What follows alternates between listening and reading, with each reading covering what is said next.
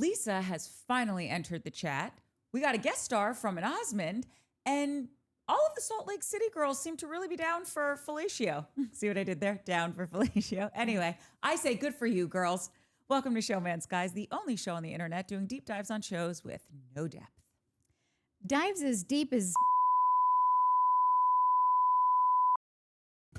Okay.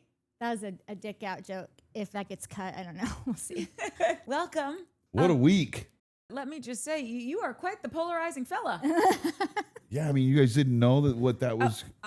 I did. Yeah. I'm just saying I don't think everyone else did. No. Because half of our fans love you and half of them, what's the opposite of that? Fucking hate me? They don't like you. Seriously hate me. You either love me or hate me. And anybody that hates me, if you spent 5 minutes with me on a thing, you love me. I agree. So we got 4 unsubscribes. Yes, but I think it was How many me do we get? because... Did we get get any any subscribers? subscribes? No, but... Oh, I'm, shit. you So guys, minus 5? You guys. We got to track that. So Listen, we've got I'm 15 telling more you. weeks. Well, let her finish. She's trying to interrupt me. I could bury the channel. We could end up having no subscribers by the end of the Salt Lake City You thing. could undo everything we've worked over a year for. That would be terrible. It would be kind of hilarious if, like, after the whatever 20 weeks, like whatever it is that you look back and it's like exactly the same. Oh, God. 20 weeks. We've got Don't you have any friends you could more. DM, say, follow us? We've got 18 more weeks of this. Okay, you could act excited. I am. I'm Quality getting into it. time. I watched the show and Gout Dick and Bronberry. She came in there looking like the fucking. She's got her. I'm in. I'm watching the whole thing. I know you don't read the comments, so I'm just letting you know. One person said, "Oh man, this guy's a god." Another person was like, "I haven't laughed that hard, and I can't tell you how long." And then some people were like, "I can't do this. I've unsubscribed." So there's vehemently angry that I'm around. I wouldn't say vehemently, but No. not happy. And I think that there's a lot of Mike loyalists out there. Yes. Like, and we knew that from the beginning. And like, what we really wanted to have happen was like, before we had anybody come on, like without Mike, that we would do it at first with him, just like introducing it. Cause we didn't really do a good job. Like everyone kind of knows, like we've talked along the way that Mike is knee deep in AGT right now. There's like 15-hour days every single day. He can't get here in time. And then we would need some other people to fucking jump in if we wanted to do if we wanted to do Housewives, period, because he wasn't going to fucking do it. But anyhow, we should have just been a little bit more like, Mike's not gone. He's just taking one show off. That's literally it. Yeah. And that's Have you all. guys thought about just doing the housewife with just you and the girls? They No. like a dude. Everybody loves the dude. Yeah.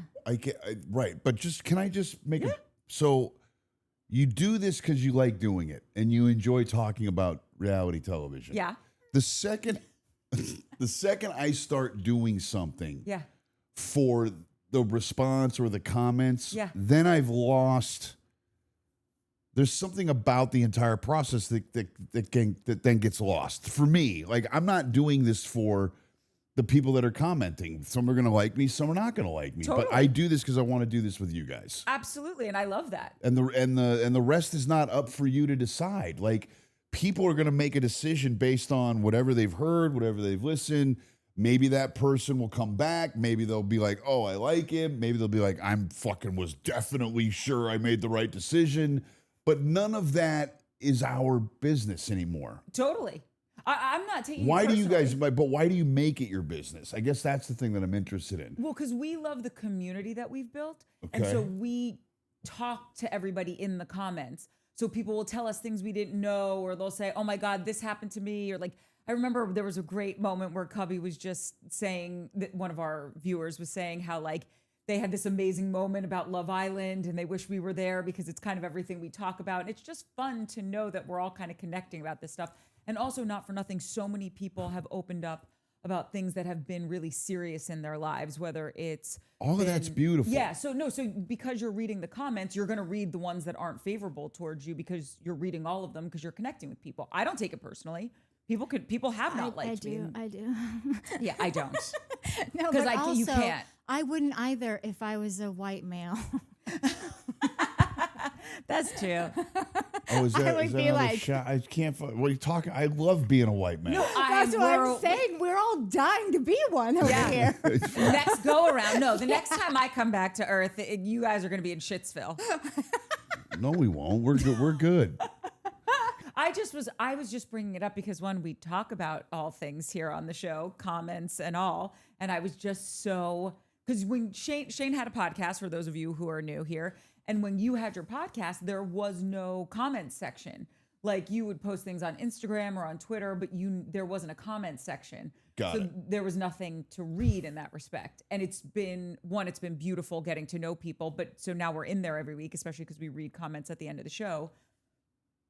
And it was just so interesting to see people loved you or You didn't love think you. people were either going to love me or hate me? You didn't. Well, because realize that? I love you so much, I was just like, oh no, everyone will love you. Yeah, no. Many people hate me. No, that's my favorite part. Yeah, Also, I remember listening to your show when you would do it live, and like as I'm thinking about it, I'm like, but I used to comment. I remember now. We'd be live tweeting your show. It would just remember when people used to live tweet things. Yeah, I loved Those are the good old Twitter days, of yesteryear. Man. Yeah, Twitter was the absolute best platform on the planet, and until one day that I won't get into because I don't want any more unsubscribers. So here's the deal. For anybody that loves me, great. I'm here for 18 more weeks. If for anybody that hates me, unsubscribe and check back in 18 weeks, or don't unsubscribe. Just don't listen to his episode. Or keep subscribing, but just subscribing. know that in 18 weeks I'll be gone, and that'll be it, and that'll be. Well, we'll see what else we have for you. And see No, after no, that. no, no. We're Okay. We're gonna have a really wonderful beginning, middle, and an end to this process. No, it'll be fun. Okay, well, we don't have to end things before they've just started. So let's just top of the pops it. Let's get into the app. So let's talk about the episode. This is great. Okay, let me say one thing off the top. Please. I just want to say that this episode was overall very satisfying for me. Same. And that's coming from someone who just like hasn't crossed over to like the Lisa Rubicon yet. Like I was just telling Barry this, like I have a habit of, there's always one asshole on every show. You got your Tamras, you got your Teresas, love Teresa, but I've crossed the Rubicon with her. Yeah. Like it takes me a minute. I have not got there with Lisa yet. And so I know Lisa, I mean, you don't like her either. But as satisfying as all this was and the party and everything, all of it, oh my God, yes. I do that while knowing that all these women have businesses. The lawsuits are not always, but often the cost of doing business. I know that we could find out a million things that these lawsuits aren't that horrible in the end, or that all the other women have their own and we just haven't heard about them yet. Yeah. I am aware of all of that. Right now, though, it's so great. I think we've all would love a little Lisa takedown. I'm not a fan of Lisa's currently or Okay. ever. I've never been able to get in with her. Yeah, and I'm So- trying because, like I said, I know how this goes. You eventually just go, oh, she's the reason for the season, at a certain point. I'm Lisa's the most fucking brutal of all time. She's so brutal. fucking rough. Yeah. There isn't anything. She's just a very rough person to wrap your head around. So when Bronberry is coming at her in the party, it was fun. We'll get there because that is Because Bronberry has a toolbox. I'm still confused as to why people there? do the show. Yeah, but like, yes, I've accepted that fact. She does have some kind of way of like toolboxing things and having and getting, not personalizing, and like doing all of the things that human beings do when they're a little centered. And so this broad's no match for the other one. And the other one's got real trouble. The one that I hate. What's her name again? Lisa. Because she just looked like a fucking idiot the whole Yes. time. Oh, so okay, we'll get there. We'll get there because it's so good. It's so good. Okay. I mean, she's an idiot. It's bad. And the thing is, it doesn't matter what scene she's in, she's never landing a point.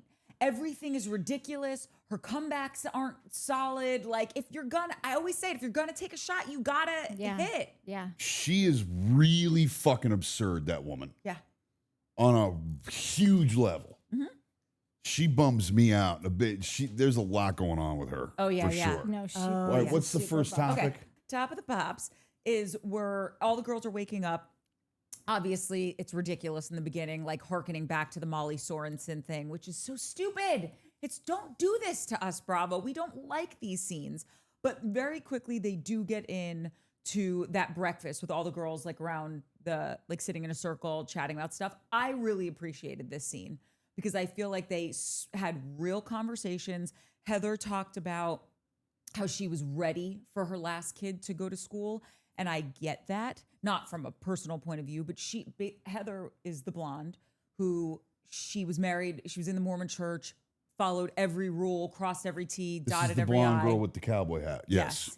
And her husband got divorced. And when that happened, she became a single mother, like a 100% single mother of 3 young girls. And where did the pops go? He was around, but he never had them for one night. Like he would come over and say, hi, how you doing? Is that the way it was set up? Yeah, that's crazy that There's she some said that they reason never for that? spent the night one time. That's crazy.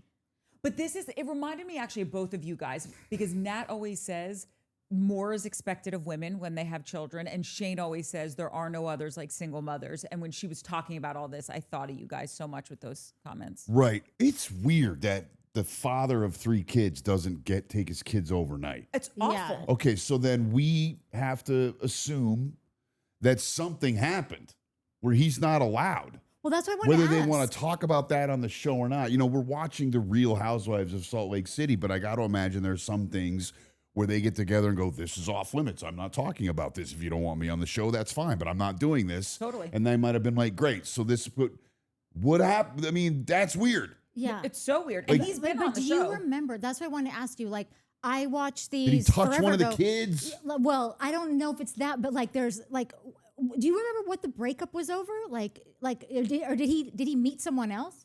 I don't know if he met someone else. I don't know if she just wanted out because all of a sudden, like the veil was being lifted on this life that she's like, whoa, there's other shit out there that I. What? It's so the whole concept of the show is the Real Housewives of Salt Lake City, but it's not real because we're not getting all of the information, right? I think. How about this? So then we have to decide, we have to comment and talk about something that is not real. It's a version of real that is created. It's just bananas. Welcome to Showmance. But like, welcome to, like, you are speaking, like, I could just never articulate anything, but that's why I'm always going off on these, well, if it's like this, or imagine it's this, or speculate that it could be this, because I feel like there's no fucking way that they're showing us everything that we need to know to comment on this. And so all we're doing here is constantly just like digging through and like coming up with what ifs. What if it was this? If it was this, then I would definitely go with this. Like, and it just gets a little ridiculous. Like, it's hard to do these shows when you've got a mind like that. But Courtney just watches them for pure enjoyment, entertainment. And you're She just takes taking it as like you just watch it and you don't question anything that's going on, or you don't. Excuse me. Of course I question things. Have you not met me? Like, of course I question shit. I'm just, with this situation, I think her husband, if I'm being totally candid, I think her husband probably sucked.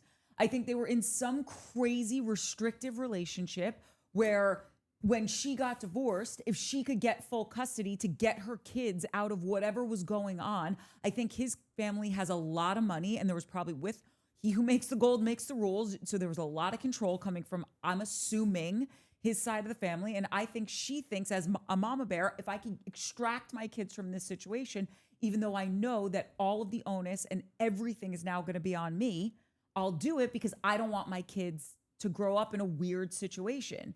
And I think that's what she did. That's what I would think too. But she always says that she didn't want to get divorced. She wanted to stay married. Like, it wasn't her choice. She was like sort of forced into this, like didn't have a choice. So I keep wondering. Oh, she did? I'm almost positive, but like, that's why I wanted to ask you, because if you don't remember that, then maybe I'm misremembering it. But I always thought that was her story. It was like, I did not want this. I wanted to stay married. My husband did not want to be married to me any longer. So like, if something did happen and she's still using that kind of wording, that's weird. But again, we don't know why he left, which is insane. Yeah. You can't tell a story and try to, like, because I have to suspend a certain amount of reality. And my note to myself for the show last week was this, as I was reviewing it, and I did. Yeah. Because I want to be somewhat prepared. Do I know these people? No. Should I watch past seasons? Sure. Is that going to happen? No. However, as I was reviewing my week, because I want to be good at this craft or the talent that I have, I have to come along for the ride. Does that make sense? Yes. I have to glean in and really sort of want to get behind, like take whatever's happening on the show at face value and then make a stand or make a commitment or like emotionally to. The problem is that I listen to that woman who's talking about how she's like, I just fucking can't wait for these fuckers to get out of my life so I can start my life over. All of that makes sense to me, and I understand, and that's beautiful, right? In its own right. Yeah. And I don't have a judgment one way or the other. Like I think that they were like, oh, you're a bad mom, or No, they no, were that's weren't how they Heather insinuating. That's how Heather took it, because then Bronwyn jumped in and said, I actually feel the opposite. Like, I want my kid to not leave. Which is moved its her own boyfriend. weirdness. Yes. So Bronberry, so here's the deal. Heather, Yeah. because I don't think Bronberry I don't think she insinuated that Heather's a bad mom. At all. No. I think Heather thinks in her, That's right. It's on her. That's right. And she's fighting with the fact that like, well, this husband thing and the 3 kids, and part of this is like, this is a huge section of my life, but I want it over because I want to go do my new thing and have a life and maybe fuck a new guy and get these kids out of my hair and I want to. And I think she feels guilty for that inside and then Totally. projected it onto Bronberry. No, I completely agree. And I think that regardless of how her marriage disintegrated and no longer exists, she has been mom, dad, financial supporter, therapist, carpool, chef, all of this for 3 girls by herself. And she's probably fucking exhausted. Like, I know, because you talk about it all the time, obviously your mom was a single mother and your mom loves you more than anything in the world. If you needed an arm, she would saw hers off to give it to you. Sure. But I'm sure when you flew the nest, there was probably a part of her that's like, okay, like. Probably not. Oh, you don't think? My sister. But your sister I was a fucking hassle. That's what I'm saying. I left when I was 15. Right. That's what I'm saying. When you left the house, she probably like took a breath. No? Yeah, no. Because you were so tough. Well, no, when she took a break, yeah, when I left, I think she was probably like, "Thank God." That's what I'm saying. And yes, but I don't understand. Yeah, I don't. It was so silly that anybody like that's a real emotion to have. I agree. It's an emotion that you need to lean into and experience, right? I mean, 100%. I'm a dad. I was not the primary giver of care, but I was involved. I was heavily involved in the raising of my son. But even I was like fucking happy that he was 18 and moving out on, like getting out on his own, because I felt a certain sense of like, oh fuck, I don't have to. There's so much that I don't have to deal with anymore because he's an adult, and I wasn't even the one that was the primary person. So to be the only person in the mix raising 3 kids, that's a really fair thing for her to be feeling. And that's exactly my point. I thought she was totally like, and everyone gets to experience it differently. When I was growing up, because I'm the youngest of 3, my mom and dad felt completely differently. My dad was like, I love you, get the fuck out. And my mom was like, I know you gotta go, but like, if you wanna stay for a little, like, I love you, I miss you. My mom was not ready. She's still not ready for me to be out of the house. My dad had the exact opposite response. And that's okay. It doesn't mean my dad was a bad dad and my mom was a great mom. They were both great parents. And that's why I'm sad that Heather kind of took offense to Bronwyn's comments. And here's the thing. Bronwyn comes off wrong to so many of these girls, regardless of what she's saying, because she has a way different version of communication than these other women. Who, Bronberry? Yes. She's much more straightforward. She's not as emotional about things. And when she does try to open up, I think I really appreciate it. Like when she was saying this stuff about her daughter, I just think Heather feels like Bronwyn feels she's better than. So whatever Bronwyn's saying, Heather's not really hearing it because she's just hearing Bronwyn being like, oh, well, I'm this amazing mom, or I have all this money, or you're going to go on my private plane. And Bronwyn's not saying any of that. She's like, I got pregnant at fucking 17, illegitimate child in a Mormon community, which is very frowned upon. Like, this was traumatic for me. She wasn't saying any of that shit, but Heather couldn't hear it because of Heather's own stuff. Bronwyn has 1 kid. Yeah. Right. And she doesn't want this kid to move out. Yeah. Which is its own weirdness. Like, you've got to let that kid go because by trying to hold that kid back, you're stunting a rite of passage that every human being in the world has to exist by like trying to keep her. It is not it's selfish of Bronberry to want to keep her in the house. And I think Bronwyn is aware of that. And even Mary, and we'll get into that scene because I'm so curious your thoughts on the scene with Mary and her That son. one was really tough. I can't wait to talk about it with you. Even Mary, in that scene just said, like, I realized I was such a helicopter parent and that doesn't help my kid. And I think that that's what Bronwyn's realizing. Not that Bronwyn's been a helicopter parent, but like, and listen, I don't have kids, but one thing I think my parents did really right with me is they gave me an extreme sense, probably not in a way that they even wanted it to be, but an extreme sense of independence. Like I knew there was a time limit on how long I could be around. You're from a broken home, aren't you? Yeah, but when it happens when you're one, you don't even remember it. Like when people are like, "Oh God, my parents are divorced," I'm like, "Who fucking who?" I don't even remember my parents being in the same room together. So that's like Boston. Yeah. Broken home. Yeah, it's such an awful term. It's terrible. A fucking broken home. What are you talking Yeah. about? This shit's great. yeah. No, I just had like mad step parents, which I just think is like more gifts and like More love, more stuff, more advice. Everyone's got different advice, and all these other broads. I bet these people don't like me using the word broad. See, this is what you do with the comments because then I start thinking about like what, because I don't want to hurt you guys' show. So I'm like now trying to, this is why you don't read comments. This is why I don't read comments, because then it starts to shift the way that you edit yourself. Yeah. I want you guys to be successful. So now I'm like, okay, so then I can't. That's why I don't read the comments. listen, we read the comments because a lot of people chime in with things that are helpful to the story. Like Nettie this week broke down what exactly happened with Jen Shah. I didn't need that, Nettie, because I already kind of knew what happened with Jen Shah, and I just want to keep liking her and play ignorant. But now you've said it, and now I know, and we can't get away from that. Did anybody get the screaming Mimi? Yeah. Oh, no, nobody got it. But like, I was like, I've seen that movie 10 bajillion times as a kid. Like my dad, it was Christmas Vacation and fucking Wally World. Like these are the two movies that like my National dad and I Lampoon's watched Vacation. together my entire life. He's my favorite person in the world. So like it was because you said it in a Shane voice. So all I was hearing was that. But if you would have been like, like if you would have said it in that Chevy voice, I would have got it in it instantly because I was so embarrassed when you did send that thing. And I'm like, how did I not fucking know that? I know the theme song to Marty Moose. Who's the moosest moose we know? Marty Moose. Who's the star of our favorite That's show? not even the worst of it. Marty Her Moose. Wi-Fi password, I feel like, is something Was to do with that movie. Marty Moose. Yeah, that's her And Wi-Fi Miss password. Mary. So how did you guys Mary, not you get the see. screaming That's Mimi? what I'm telling I don't you. know. It's because Chevy Chase has such a specific way, and you have such a specific voice Right. that They I was weren't connecting. hearing Correct. it in Shane's voice, and I know that that's stupid because it's like, of course, we're all saying shit in our own voices, and we all get movie lines all the time. You're very specific, so that's all I can come And up did with. anybody agree. get the Dan Aykroyd? Yeah, Meteor Wine. Yeah. man. Oh, got Meteor that Wine one. got Yeah. And he that. also Great. gave you, if you read the comments, you'd see you can talk to Apollo Management. You can refer your friend to Apollo Management to get your refund for AOL. Shit. Okay, great.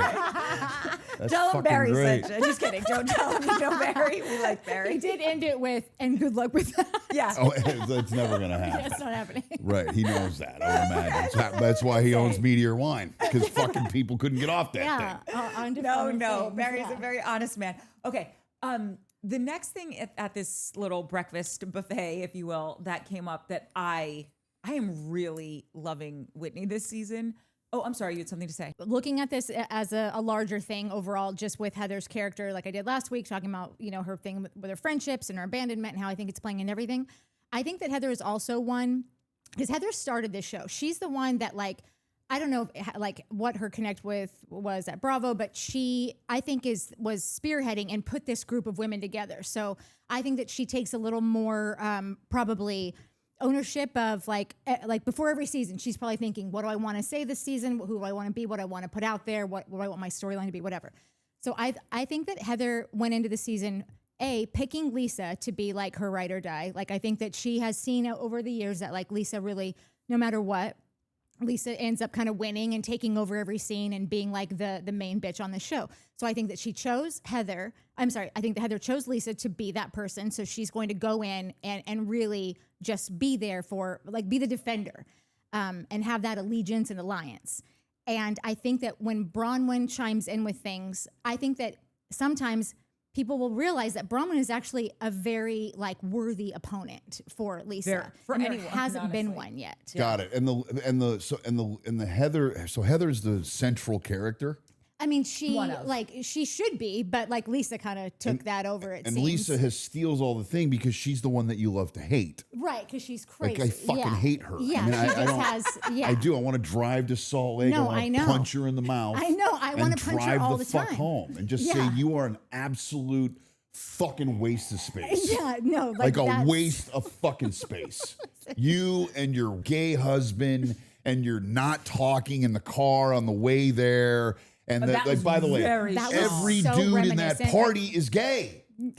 There's this weird, super repressed. Yeah, That party freaked me out. Yeah. And the I'm not gonna lie. dudes that were together, they did a quick cut to like the husband sitting in a room Yes. talking. like out Yes. of nowhere, like broke up that scene Yeah, out and I of was nowhere like, to do when that. are all these guys Yeah. gonna start gout sucking each other? Yeah, Or am I nuts? Welcome to the Salt Lake City, Utah Yeah. Real Housewives. Nobody, like, I've been waiting for the I like that husband. Like, You there's would always like the Jersey husbands because yeah, they're the- real. and like, I've seen it. meatballs. You know, I've seen bits and pieces Yeah. of that, and yeah, they're kind of fun. They're right? hilarious. even like with Seth Marks, just Meredith's being husband. Meredith's husband. Yeah, like when they were getting the drinks out of the weird fake Ivy. Do you remember? Yeah, yeah. Like, Yeah, ding what dong? was that? I don't know. But he I'm said not that's a grabbing that. champagne glory hole. I was like, Yeah. oh, Seth, no, don't Yeah. say that. But Seth Or say always it, like but- if once you start seeing Seth, he's got a comment like that every time, or he'll be like, wait, what's fluid? I'm trying to get to be fluid. That's what he was saying in next because he's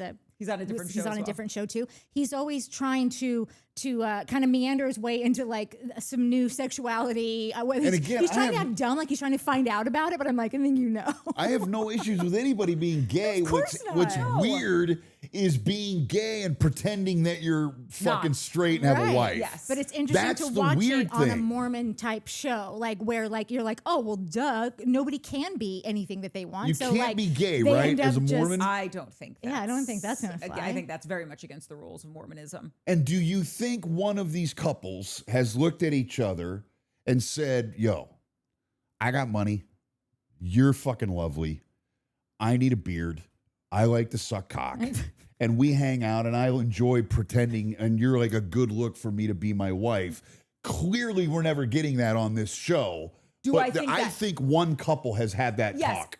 No, how about this? I think one couple exists that way. I don't think they've spoken about it. I think it's an unspoken thing. I think a couple has talked like that, Yeah. but we'll never know that because they would never put that on the show. Yeah. But yes, maybe two.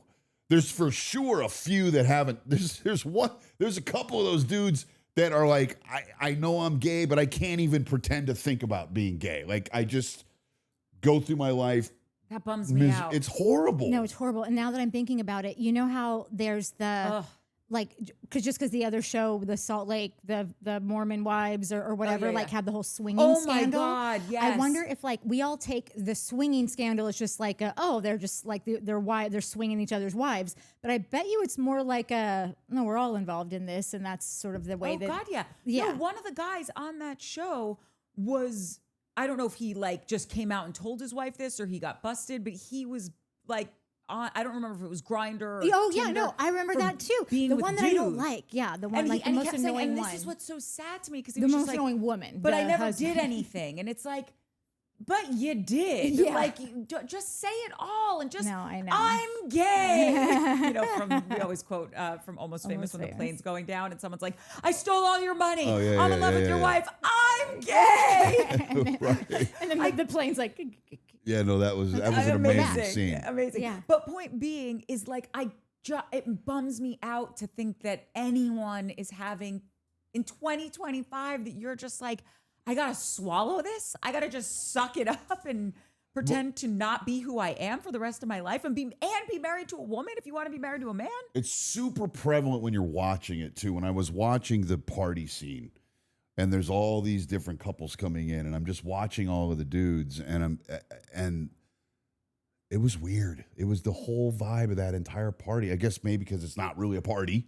It's something Amy that's set Steele up. throws a party. Well, no, but it's something that's set up, and Yeah. you know, like the lunch with like the extras that are, you know, like there's all that stuff that you have to keep. I have to keep forcing myself to not to think about, like, because I want to go along for the ride. I think it's tough. Another reason I think is the people in the comments that are watching are probably thinking this guy he's shitting on the show. He thinks it's stupid. And that I would feel the same way. So I want to be a part. I want to become a part of the community and go on the ride. There's just so much that's not on the level real about the Real Housewives. Yeah. I guess. And I do that too. I shit on it the whole time, and here I am watching, and we'll do 3-hour shows about. So I put in the time. They know I'm here. I'm doing my best, but like I'm the same exact as you, where I'm like, none of this is really happening, or like they're switching cameras all over the place. That wasn't on her face. I could hear it just because I listened to everything with headphones, so you can always tell when they're what do they call it, Frankensteining lines together with just like a word here and like bop bop bop bop bop. Like it's just all kind of up and down. So I'm totally with you on it. They understand that there is a bunch of us out there that don't fucking believe what we're seeing. But here's why I do still like the shows, because I thought the conversation at the top of the show with Heather, Bronwyn, and then we'll get into what Whitney said. Like, I really appreciated that conversation. And then when Mary is talking to her son, I really appreciated that. So there are moments, yes, you're sifting through like some crap or some ridiculousness, and some stuff does end up being really funny where you'll get like a good chuckle out of it. Like when they're all pushing the bus and Mary's like, I'm not fucking doing it. Yeah. And not only does she not help push the bus, but she stays in the bus. It's not even like, I'll adding an extra 230, right? No, Mary weighs. I'm sorry, I don't. Yeah, I don't. Mary's so tiny. Got it. I don't. Yeah, I don't have a gauge on what people weigh. Yeah, soaking wet, she's maybe 100 pounds. I think that thing that Heather was talking about, I think that she decided that her storyline this year is going to be about like being an empty nester and like what that means. And like, I think she tried to come out swinging with like a provocative take on it of like, I'm actually, oh my gosh, excited for my kids to leave. Is that horrible? And then I think that Bronwyn comes in and says something that just kind of like, she's either irritated that Bronwyn is interjecting into what she's trying to do right now, or she might have liked that Bronwyn was saying something so that she can act shame. You're shaming me. Like I'm really on to Heather. I'm not gonna fucking stop on this all season. I'm on you, Heather. Like you're trying to fucking do something, and I'm gonna be fucking breaking it apart. Also, Heather going season. right to lunch and telling this fucking Lisa chick everything that these broads are saying is stupid. And puts herself directly in the line of fire. And who does that if you don't want to be that? She wants to tell her, I'm pledging my allegiance to you. You got me, right? And what Heather's going to find out is that Lisa got no one. Yeah, like she has allegiance to herself. Exactly. And me, myself, and I. If you want to strategize and try to stay on her team, that's one thing, but do not expect, and we have comments about it where they're like, I think it was Shannon Fall saying something about like, this ain't the group to do that with. Like Heather's looking for a real connection and a real like solidarity, which goes along with her background of like everything that she misses about her community and all that shit. And she's tying her wagon or hitching it or whatever the fuck to a person who does not have loyalty. She has a eat or be eaten mentality. So this is not going to end up well for Heather, I don't think. I do agree with what you're saying. Before we get out of this scene so we can get into the lunch scene with Whitney and Lisa, I don't want anyone to do bad. I really don't. It's the fucking asshole Pollyanna in me. But like, I appreciate when people are honest about struggles that they're having. Yeah.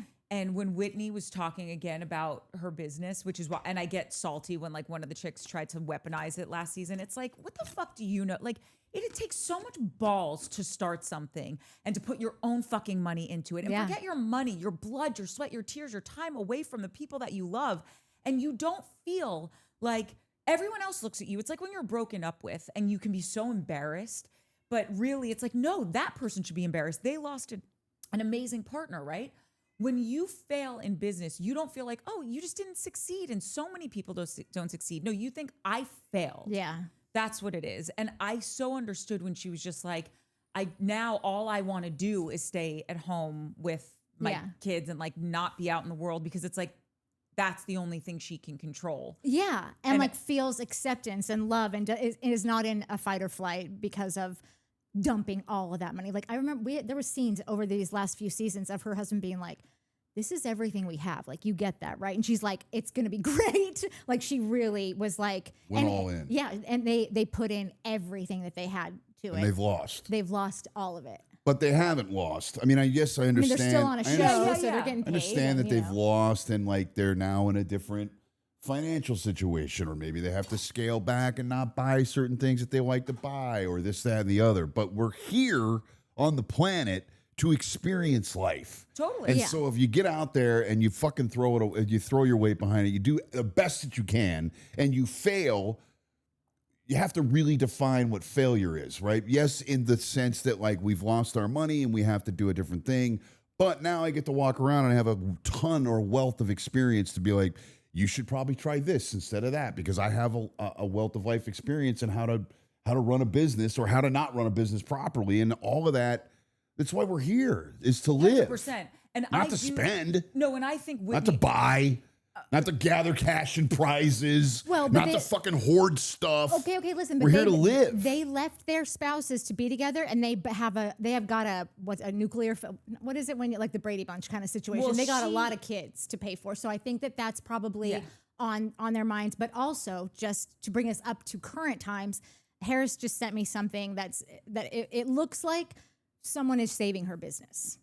Oh, that would be so great. Yeah, and I think it just happened in the last week or two. So like right now, I think what their experience is in their time, things are fucked. But in the current and even if timeline, it stayed seems fucked, okay. they'd still be having a great life No, if and this they is what I are was gonna able say to. about Whitney. She is someone who's able to like talk through it and like talk to someone, go to a therapist, do the work or whatever, and get to the place of like, no, I now see like I'm so strong. I did all that. I bounced back. All this. I think it's what Nat is saying. I think in this moment, she's like, I get that in a year's time, I'm going to feel real different about this. Right now, my kid needs braces.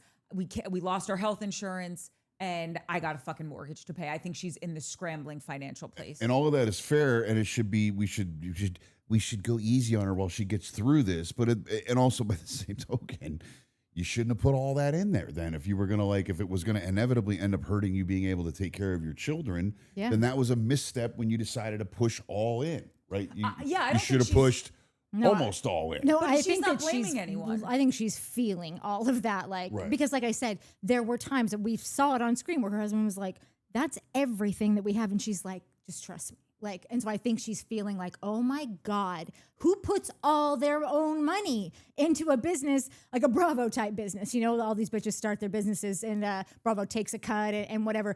Like, probably Bravo should have gets a looked cut of all their businesses. in a certain capacity, yeah. Of course, when do. they start them on the show, and then the show like follows them to like their trunk shows and whatever. Bravo definitely gets a cut. I think everybody has different deals. It all gets worked out. Like, oh, if you ever sell the company, we're gonna take X. But if it's existing when you've like, they're not getting a part of businesses, I think, that were existing before you went on the show. Right, but if I go on the show, I get a certain amount of notoriety, and I get some fans, and I get some likes, and I get some fucking people following me.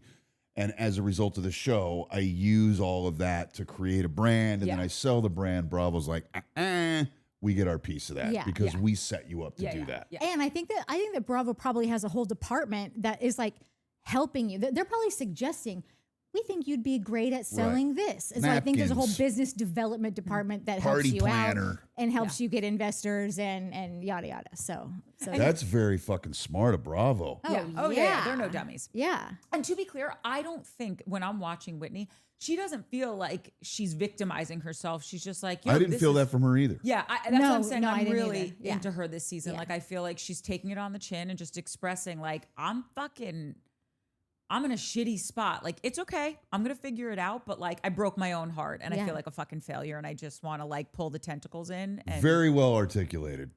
They can't cook a steak to save their fucking lives. Oh my God. That was absurd. I'm such a cook that like when I see people doing things like this, I'm like, what? How do you eat? How do you sustain life? They've got people making shit for them, I guess. I guess. I was looking at the whole thing like, what even is this supposed to be? Because I have to believe that like, if this is a trip, like I understand like, oh, this is Angie's trip or Mary's trip or whatever. And like, if you're planning your trip for season 1 or episode 1 of a brand new season, production's got to be helping you bring the shit. Like, it's almost like they set them up for failure. Like they set them up with weird shit that didn't really go, so they would have like, it wouldn't be like a smooth sailing event. They like, could just let them, because let me explain something to you. When you watched the Real Housewives of New Jersey go on their camping trip, these people are bringing in like imported sopressata, mozzarella, like all this fucking shit. Yeah. Because these are and I can say this because I'm Italian, these are guineas that came to eat, drink, and be merry. Yeah. They are leaving. When they went into like Camping World, they bought like 8 grills. They were going to be gone for 48 hours. Yeah. And I think these women just aren't necessarily hardwired to think of, oh, do we need a steak knife? What kind of grill do we need? What are we eating? Well, Yeah, but you think they'd have their assistant do it though? Yeah, to Natalie's point, this was just a thing that the production did to get them out of water, to get them uncomfortable so that they could get. Or I think, no, but my point is, if you were thinking about food and thinking ahead with all this shit, you would be like, oh, production said this, but I don't trust it. I'm going to bring my own shit. Like Shannon brought her own pans. The Jersey girls would 100% do that. And but also like how Shannon on OC just brought her own pans to the hotel. They've probably been, she's probably been, going to fuck us on this. I've been here before. That's right. I'm bringing my shit. And these women are just like, they don't give a shit. So whether production gave it to them or they brought it themselves, I'm just saying, I don't think they're culinary minded. Of course. All right. What's the next topic? The next scene is when we're having lunch with Heather and Lisa. And besides the fact that it's gross to say, I do big things, Heather's parroting everything the other girls were saying on the camping trip. Lisa's saying, it's not a big deal. This is a nothing burger. Like, yeah, great. If it's a nothing burger, then just say it and fucking walk away. You dodging everything is what makes it suspect. But my biggest takeaway from this scene was Lisa's starting to cry. Lisa's the fulminating, everything that she's doing in this scene is just indicative of the fact that there's other shit going on in her life. And her crying and all this shit has nothing to do with the actual lawsuit. It's like the cigar on the table isn't just a cigar on the table. In this sense, now her husband's going to find out about the loan. Why was another man getting a credit card for you and paying for it? Because he was just out of the kindness of his own heart. And you didn't want me to know about it. Why? I'm just. No, I'm saying this is why I think Lisa has problems that are bigger than this. And that's why she's starting to cry. It's not about this shit. Yeah. She's been caught with another dude. I mean, that guy, there's no like one ifs, ands, or buts about it. Like she's got a sugar daddy on top of a husband that's the sugar daddy, right? I don't think her husband is a sugar daddy. I think they like met, fell in love, like built this life, but it might not be the life that she would like. And so there's a new guy that's giving her possibly. loot. So then she gets to stay with her husband that she really loves, but then also get cash. Or how about this? I don't know, but it's real hanky. What do you think? First of all, Lisa cries every time she's cornered. Every time someone starts getting one up on her in an argument, every time she realizes, because Lisa is such a powerhouse that she controls everything. So the second that she starts feeling like I'm losing this argument or I'm losing or like realizing like I'm not going to win this ultimately, that's when she cries. So this whole thing with her, she is screaming that something is coming down the pipeline. I don't know what it is. And again, this could all be figured out by now. And all the other girls could have all these lawsuits against them too, and no one's talking about it.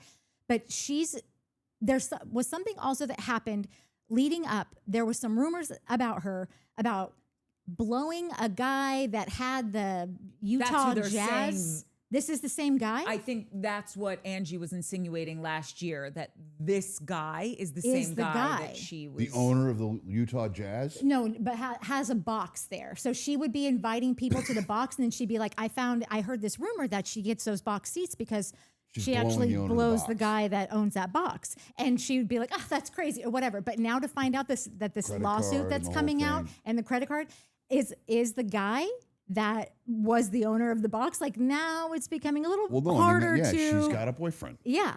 And the boyfriend fucking gives her the loot that she would like. Maybe she stopped hooking up with him, and that's why he went after her for the money. Because if you're getting the nookie, you're fine with the loan being outstanding. Yeah, and that's why there was nothing in writing. Was brought by the guy? That's what we're thinking. Yeah.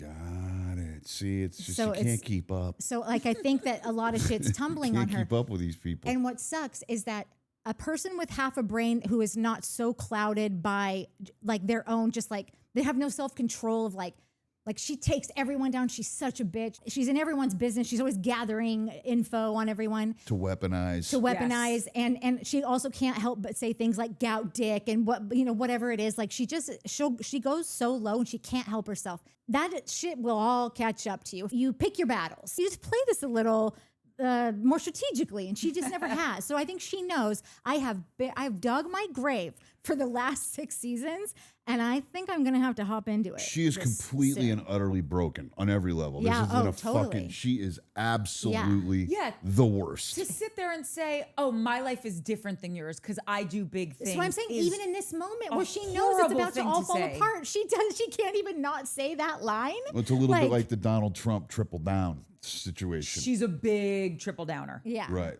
And I'd like Which, by the way, works. And that's another thing I was going to say is that look how far she's gotten. Yeah, this it guy works. that she's with could have been a nobody, whatever. And she could be, babe, don't worry about it. I got this. And I think she's been running a marathon and fucking taking from wherever she could and like get like swindling, but like probably in a charming way. I think she's been able to know like just like how to get shit. And now it's kind of just catching up with her. And now this guy is, I don't know.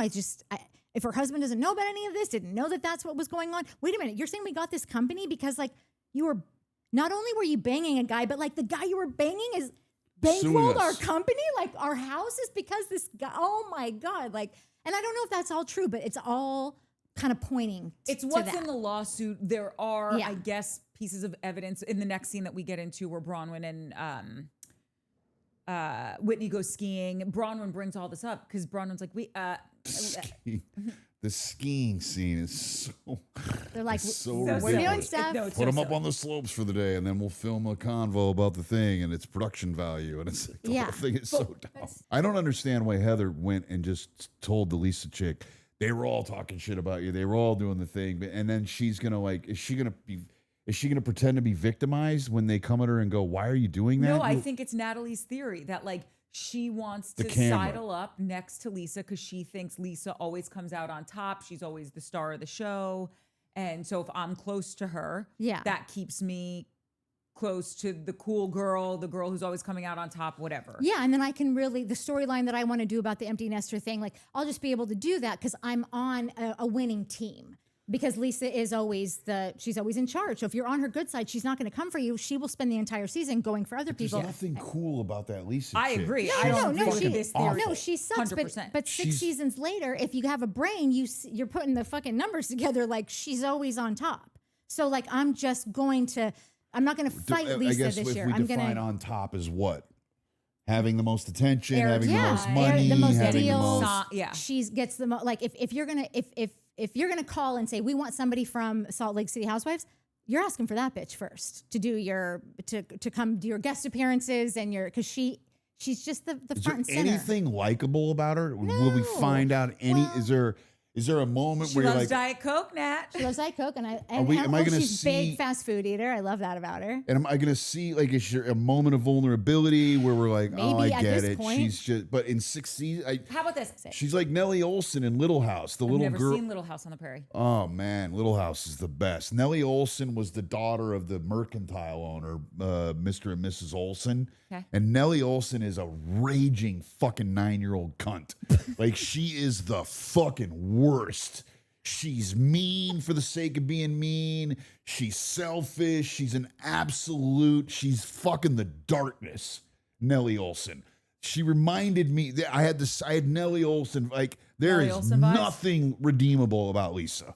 Wait, Nothing. I believe all of that, but just fun trivia since we're talking about the Housewives. One of the Real Housewives of Beverly Hills was on Little House on the Prairie, Kyle Richards, and her sister Kim Richards was in Escape from Witch Mountain. Little House is great. You'd fucking love Little I don't House. know. My mom loves it. You would get in. Okay, maybe I'll try it out. So back on the slopes, Yeah. back on the bunny slopes, Bunny Hill. When Whitney and Bronwyn are talking about this, Whitney's like, "Wait, why have you done all this research? Like that seems weird." And she's like, "It was in the fucking article. Like, am I the only one in this group that reads?" Yeah. It's maybe. It's all of this is out there. So for Lisa to take the stance of like, I plead the fifth, I don't want to talk about it. It's like when people say like, oh, I'm not political. Like, well, okay, well, if you don't do politics, politics is going to do you. I'm not saying you need to like be at rallies or whatever, but like you got to be aware of something, hopefully, and like just know what's going on because you live in this world. Like, if this is your existence and you have these lawsuits going on and you are on a show about your life and you're in the public eye, it's going to get brought up. So figure out a way to talk about it. Yeah.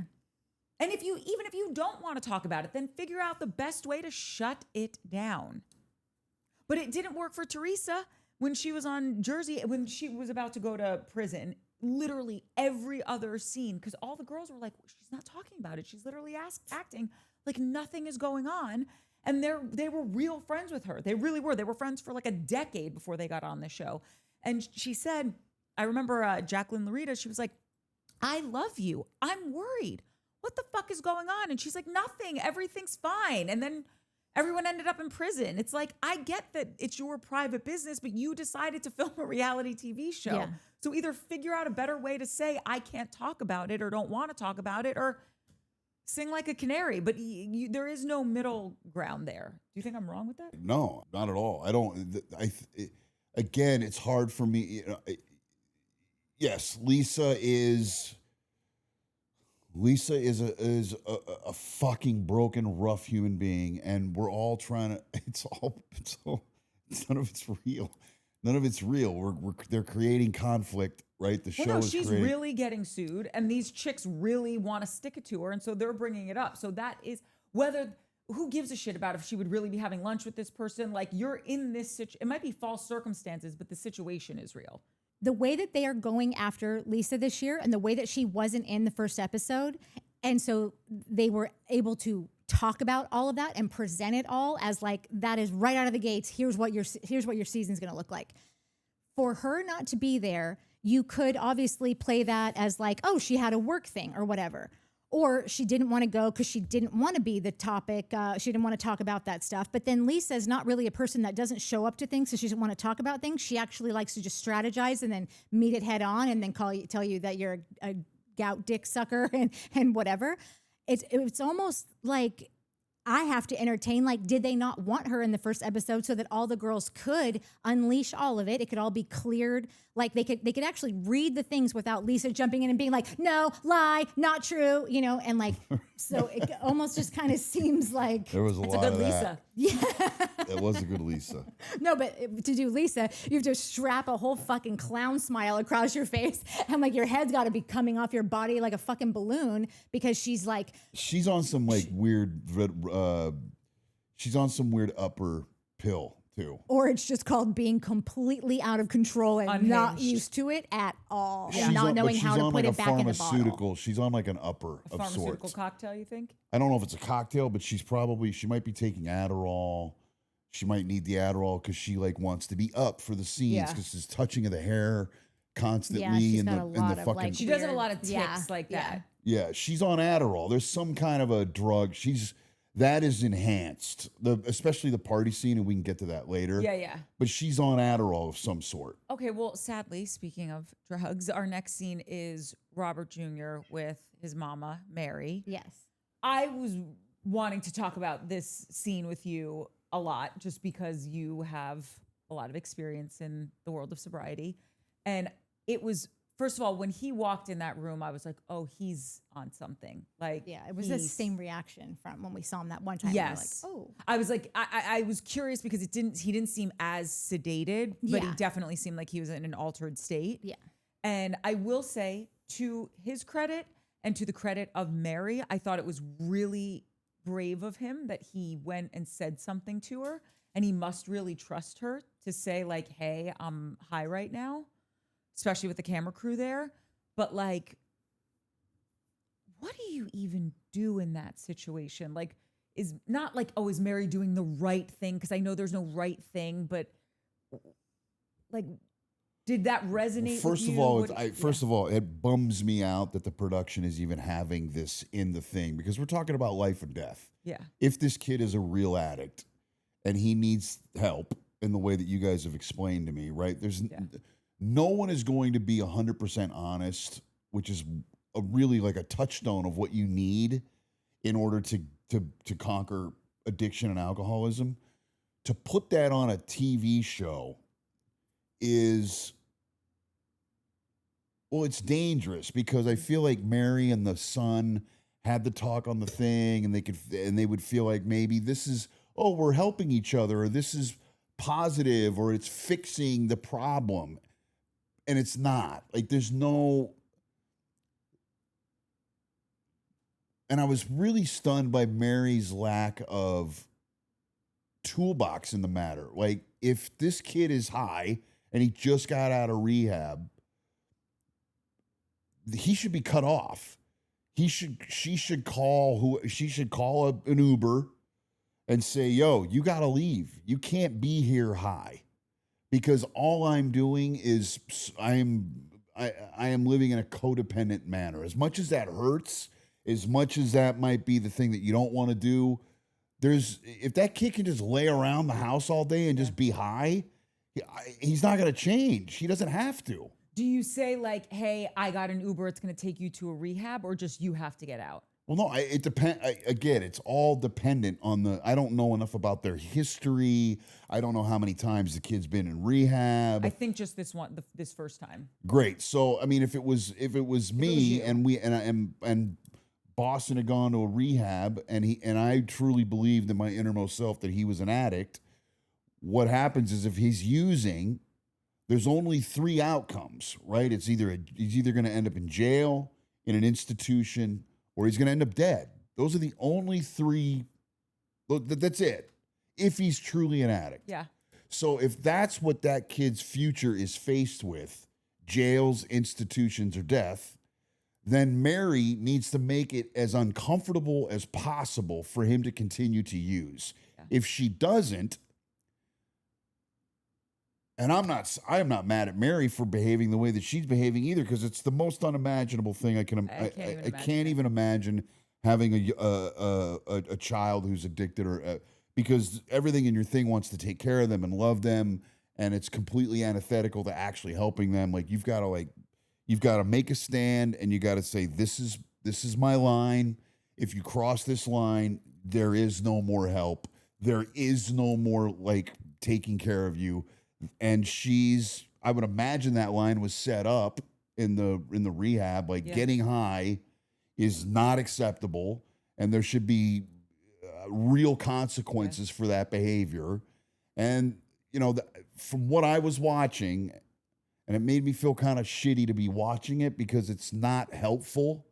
Like, it's Bravo and the Real Housewives brand, whoever produces that, is using that content to grip us and to drive us into watching and to care, and that's not what they need to be. Like, we're talking about a person's life or death. And if that kid looks very soft, like, it doesn't look like he's had a lot of life experience, he doesn't look, his consternation doesn't look strong, there's not a cockroachness about him. Yeah. And so it will not take much for that kid to die, if that makes sense. Yeah.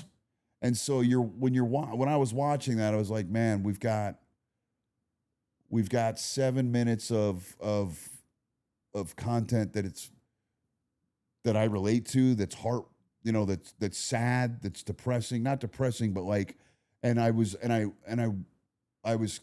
connected to Mary, but then I was also angry because whatever we watched was not helping that child at all. Yeah. At all. And so we're in a situation where, that kid could die. And that would be shitty if there were things that people could be doing to help him. Like, if anybody's got a drug problem or a real addiction problem, all these shows should be like, we don't cover that. It's like the Dr. Drew's Celebrity Rehab, right? That show was so exploitative of the people that were, I'm in a rehab and I'm getting honest with myself, but no one's really getting honest about shit they need to get honest about because they're being filmed. Yeah. Right? So no one's really getting to the stuff. No, it should be against the medical profession to do that. Well, Dr. Drew's not a doctor. He's a fucking quack. Like, that's a terrible thing for that guy to do, to even co-sign that and say that he's helping people, because he's not helping them. He's giving them a false sense of security and thinking that they're dealing with their issues, but they're not, because you got to get down to causes and conditions of why you're the way that you are, and no one's doing that when they're being filmed for television. Yeah. Notwithstanding the Celebrity Rehab, that was fucking awful. Yeah. But to watch this kid, he's a gentle kid. He is. And it's not going to, your body, gentle bodies, gentle kids they're not, it will not take much for that kid to not wake up, if that makes sense. And I think that Mary has probably not been, she's probably not been armed properly with the, I don't know if she goes to the family weeks or, you know, does the therapy. I think Mary has her own trauma that she needs to deal with. It is very traumatic for someone to say, I am your grandmother, and when I die, you are going to marry my husband. That is traumatic for a child. Does no one think that is a trauma? God, yeah, totally. And I don't know if she's ever really, and that doesn't. I don't necessarily know if that's traumatic or not. I don't know anything about the mores and the social structure and the hierarchy of I don't think she of comes, their religion. I don't think she comes necessarily from a culture of arranged marriages. You know how like there's a lot of arranged marriages in like the Indian culture or like the Muslim culture. And I feel like I could be wrong, but I don't necessarily know if that's part of Mary's lineage. Mary's not a victim. Like Mary could have told her mother, "You're out of your fucking mind. Go fuck off." I'm not How marrying old my was Mary? Like, Well, it when was her that- grandmother who did it. Right, but how old? I'm not marrying my grandma Or her grandfather. step-grandfather. It was like, I guess Yeah, it was not her. ma, yeah. grandma. You're a fucking kook. Right, but I think there are people that, for whatever reason, they don't stand up to their family. They think they have to fall in line. Or also, I think all of her entire life was prepping her to be this minister and do all of this. And so here's this arranged marriage, and here's a life of really no choice. And I think her over shopping and her needing to buy everything is self-medicating. I think that's an addiction. Does Mary talk about on the show how she feels stuck? I think her doing all of that is her self-medicating as opposed to actually saying, I'm hurt in these areas, because she never, her talking about her son is the only time she's ever been vulnerable on the show. Before that, you were like, she's kind of kooky and I don't really understand what's up with Mary, but she's kind of an asshole. Yeah, she's kind of an asshole. She married her step-grandfather, but like she never has, this is the first time she's opened up. And so I think Mary, to your point, has no toolbox to deal with this because she's got her own shit that she hasn't dealt with. And now opening up this can of worms with her son, I think has shown her like, oh shit, I also have stuff that I need to deal with. I probably passed certain things on to my son because we didn't talk about things. And I did just buy you the pair of sneakers because it's like, isn't that great? Doesn't that not make you feel weird that your mom is married to your step-grandfather? Did you get picked on in school because of that? Yeah. Did you like, they didn't talk about, like nobody needs to tell me. You can tell they didn't talk about those things. And this kid is so sweet and he is connected to his mom and you can tell he is a pleaser. He does want her to like know that she's important in his life, but he doesn't have the tools to do this either. So they're kind of like the blind leading the blind here. And I think that watching her in this scene, you could, if you've watched the show before, you could oddly see some kind of growth because Mary was always so controlling with him. But now she realizes, oh, this is so far out of my control. And what did I do to help not give him the skill set to, I'm not saying like, I believe that addiction is genetic, but also there's certain things like you're saying that you can do to help or hinder someone's growth, whether you're an addict or not. And I think she realized whether this kid is an addict or isn't, clearly from what we're seeing, he is. She did things to hinder his ability to become an adult and stand on his own 2 feet. Yeah. And I think she's lost and a little paralyzed. Not, and again, like, I don't know these people, but it's just heartbreaking to watch it and to see what you're saying, that it's like, no, you just want her to be so tough, but that's how she was. And I don't think she understands there's a difference between being tough in the way that you were and then saying like, no, this is a line that once it's crossed, you have to get out and you're completely cut off. I don't think she understands the connection between the money and keeping him under your roof if he's using and how that keeps him. And I don't have any judgment about how Mary's handling the situation at all because this shit's impossibly hard. But if the kid doesn't have any consequences and he can get high and then just tell his mom, I'm high, and she's stoked that he's opening up to her, right? And so she's feeding that because she's wanting that connection with him. it's like this awful vicious circle that's like no one's going to get helped, and everybody feels like they're supporting each other, and they're all like just vastly, it's all this really great, sweet energy that's being vastly misdirected, right? Yeah. And so if you have that going on, it's like this kid's just gonna not wake up one morning and everybody's gonna be like, "Well, we tried," and everybody did try, but they use their it's.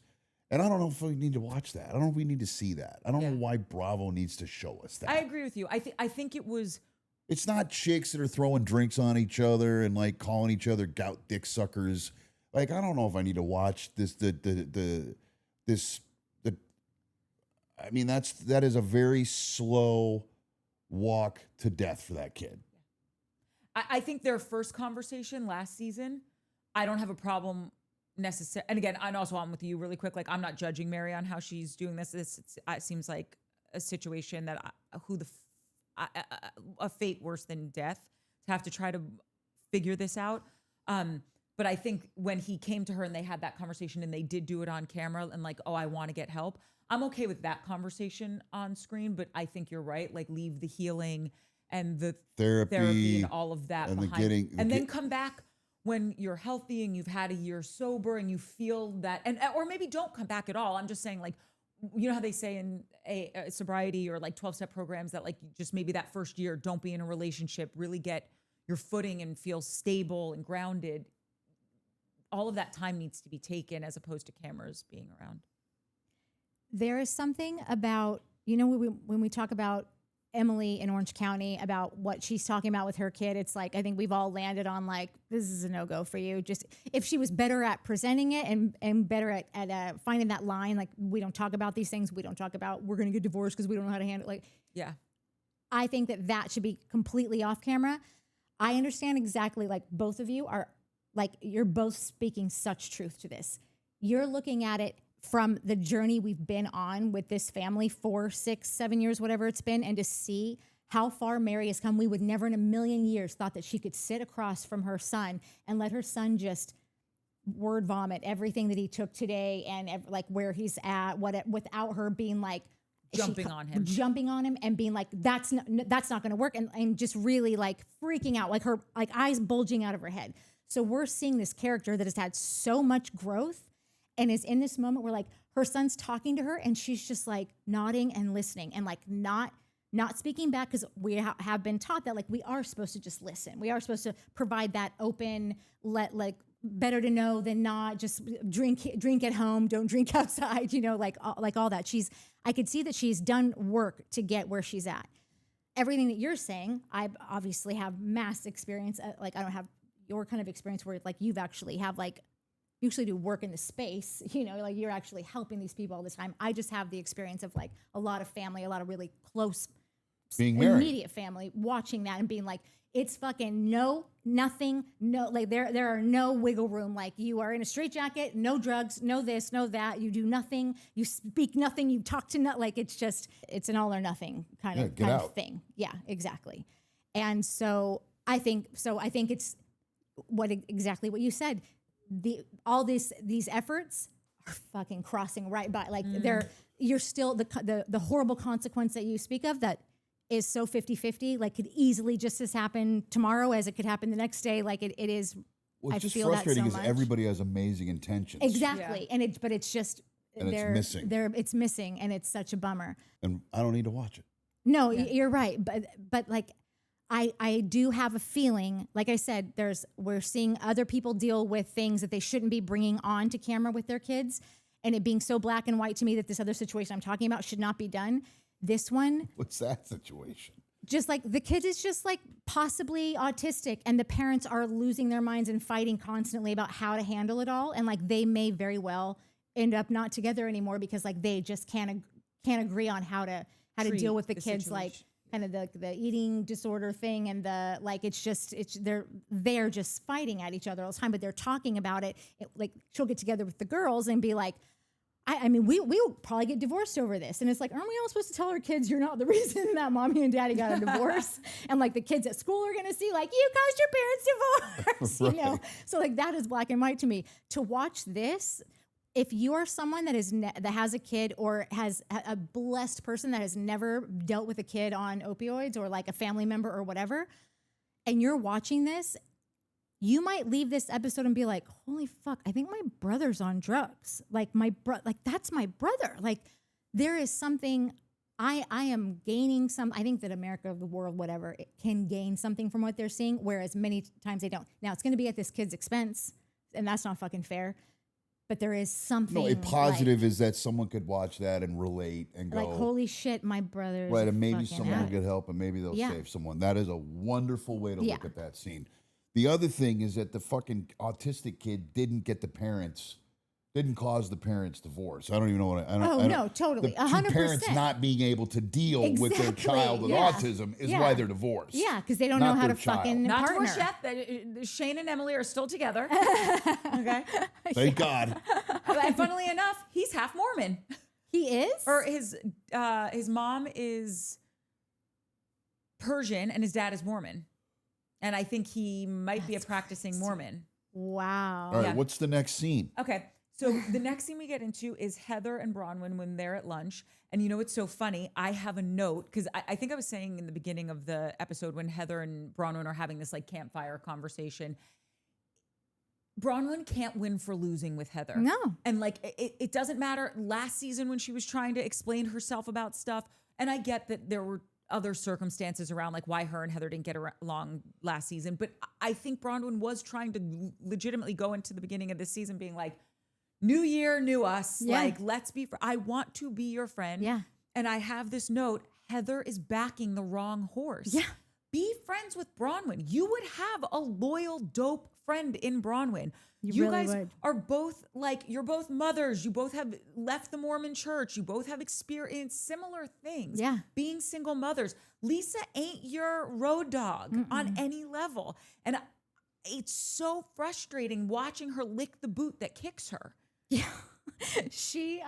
Her and Bronwyn both, it's not that they're not susceptible to getting caught up in the games that being on a show like this for however long can happen. But I truly believe that Heather and Bronwyn both are good-natured people that go into things with good intentions. And like I said, they might get caught up in something and they're not perfect, but like they really are. Like Bronwyn's never given me the idea that she's coming in to take you down. Exactly the same. Yeah. For whatever the fuck this means, I find her to be incredibly authentic. I think she's transparent with her shit. Yeah. I think she owns her shit. She never has any problem, whether it's last season, which was her first season, or this season, saying, I'm so sorry, I was wrong there. Yeah. She doesn't say, I'm sorry, but, or the bullshit response of, I'm sorry you felt that way. Like, because, and time after time, she's shown us that this is who I am. Yeah. And I'll talk to you about anything. We'll get into the next scene, which I'm like foaming at the mouth to get into because I just think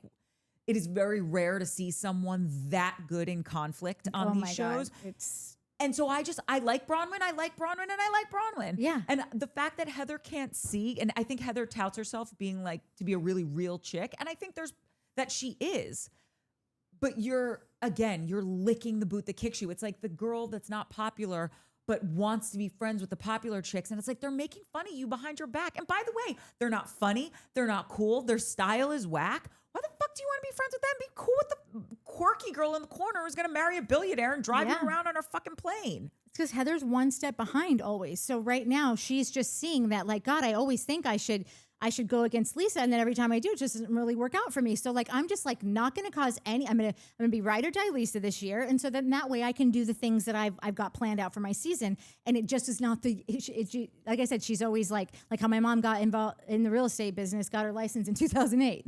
Like not the time for that, you know? Like that's just like the story of my mom's life. Like put all of her money in AOL when I don't think any of us were still using AOL. Let's invest in coal. Yeah, like it's literally like it's like a joke if you don't laugh about all the lost stuff. But anyhow, that's what I think that Heather's doing, and so that's why I think she's getting irritated with Bronwyn because she's recognizing that like holy shit, Bronwyn is going to like.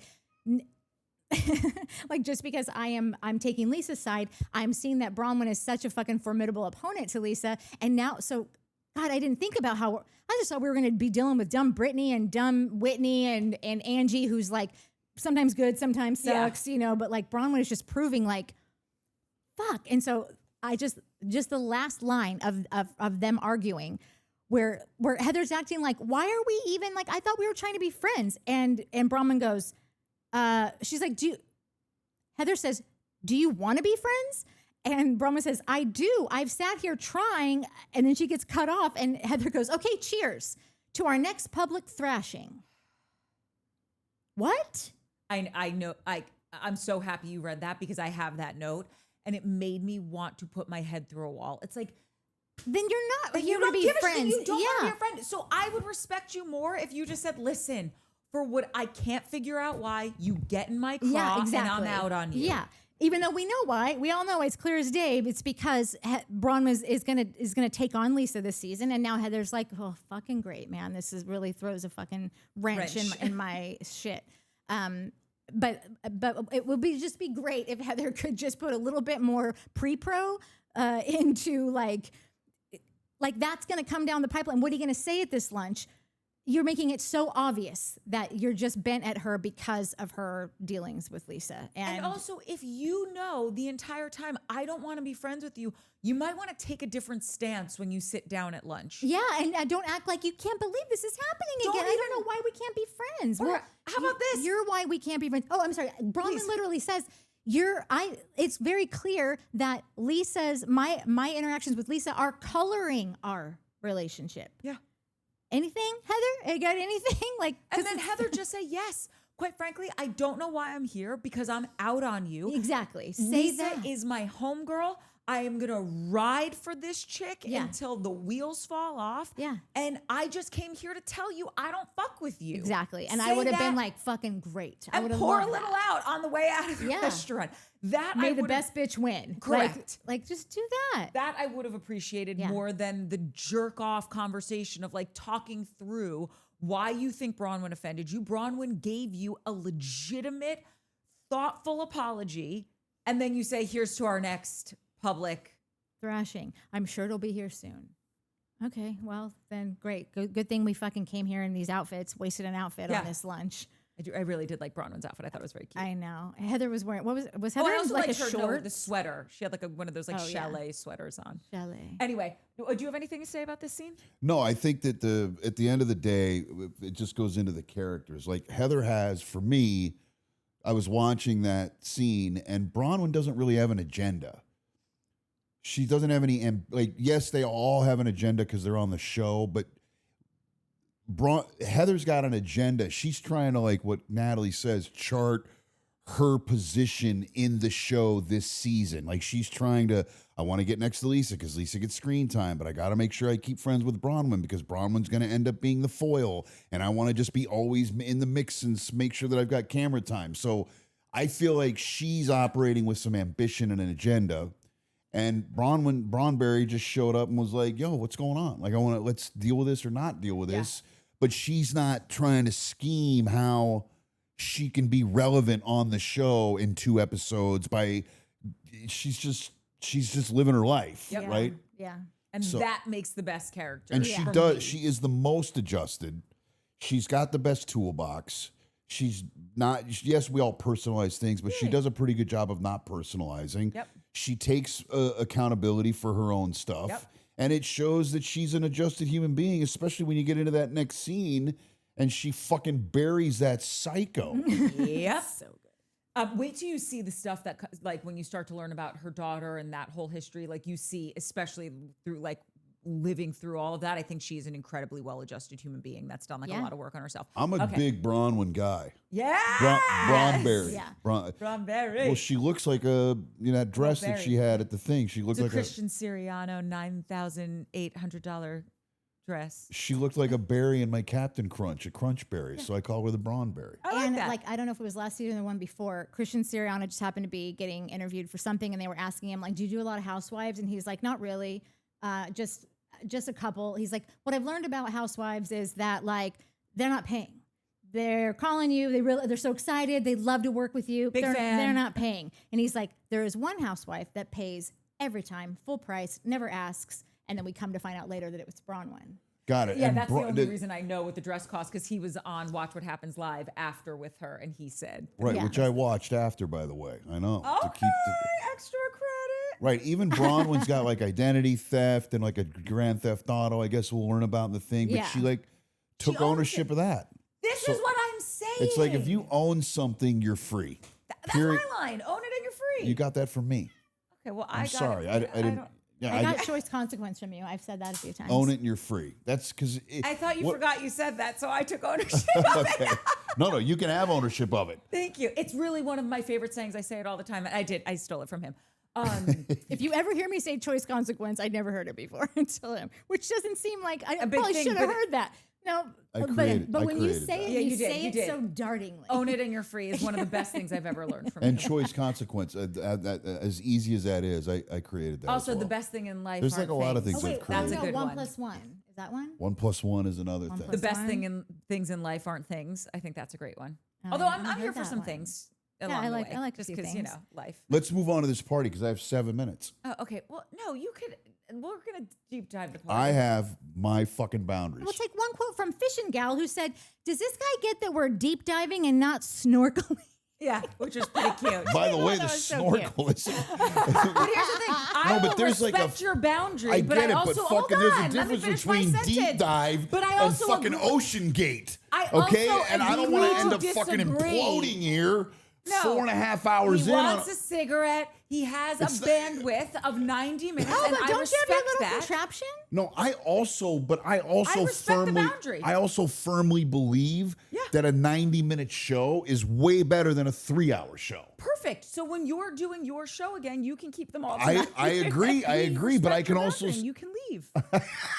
Well, there's no argument. You Okay, guys are okay, tight. great. So hold on right now. If we'll go another hour and a half, where would you find an hour and a half to talk about? You never know. They always just have. They do No, but that. I'm just fascinated. okay, like, hold where on. could you find another 90 minutes to talk about? I'm gonna tell you. The party? If you shut your want to pie talk about the hole. party for 90 minutes? No, we will talk about the party for. We could, if it was just Nat and I, we could talk for another half hour to 45 minutes about the party, and then we do comments. That's another 90 minutes? No, not that would be like another. They're hour. mostly 2 mostly hours. 2-hour They're episodes. mostly about 2 hours. Yeah. That just sometimes they just happen to be 3 because we have a lot to say and like no one has. I don't want to fucking shit on your guys' 3-hour parade. I'm saying for me, 90 minutes is a really good amount. I used to do a 3-hour show.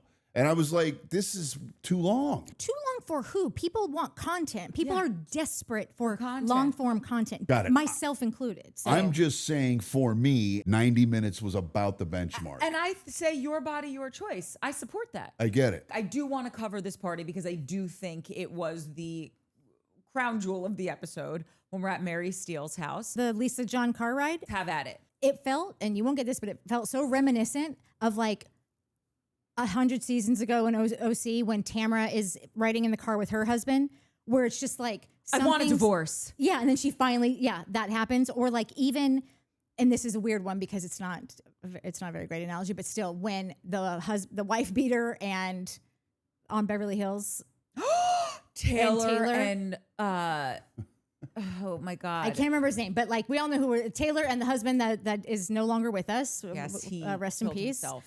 Very sad. Yeah, But yes, when they were in that car ride, was just like something is happening here. We have to go to this event.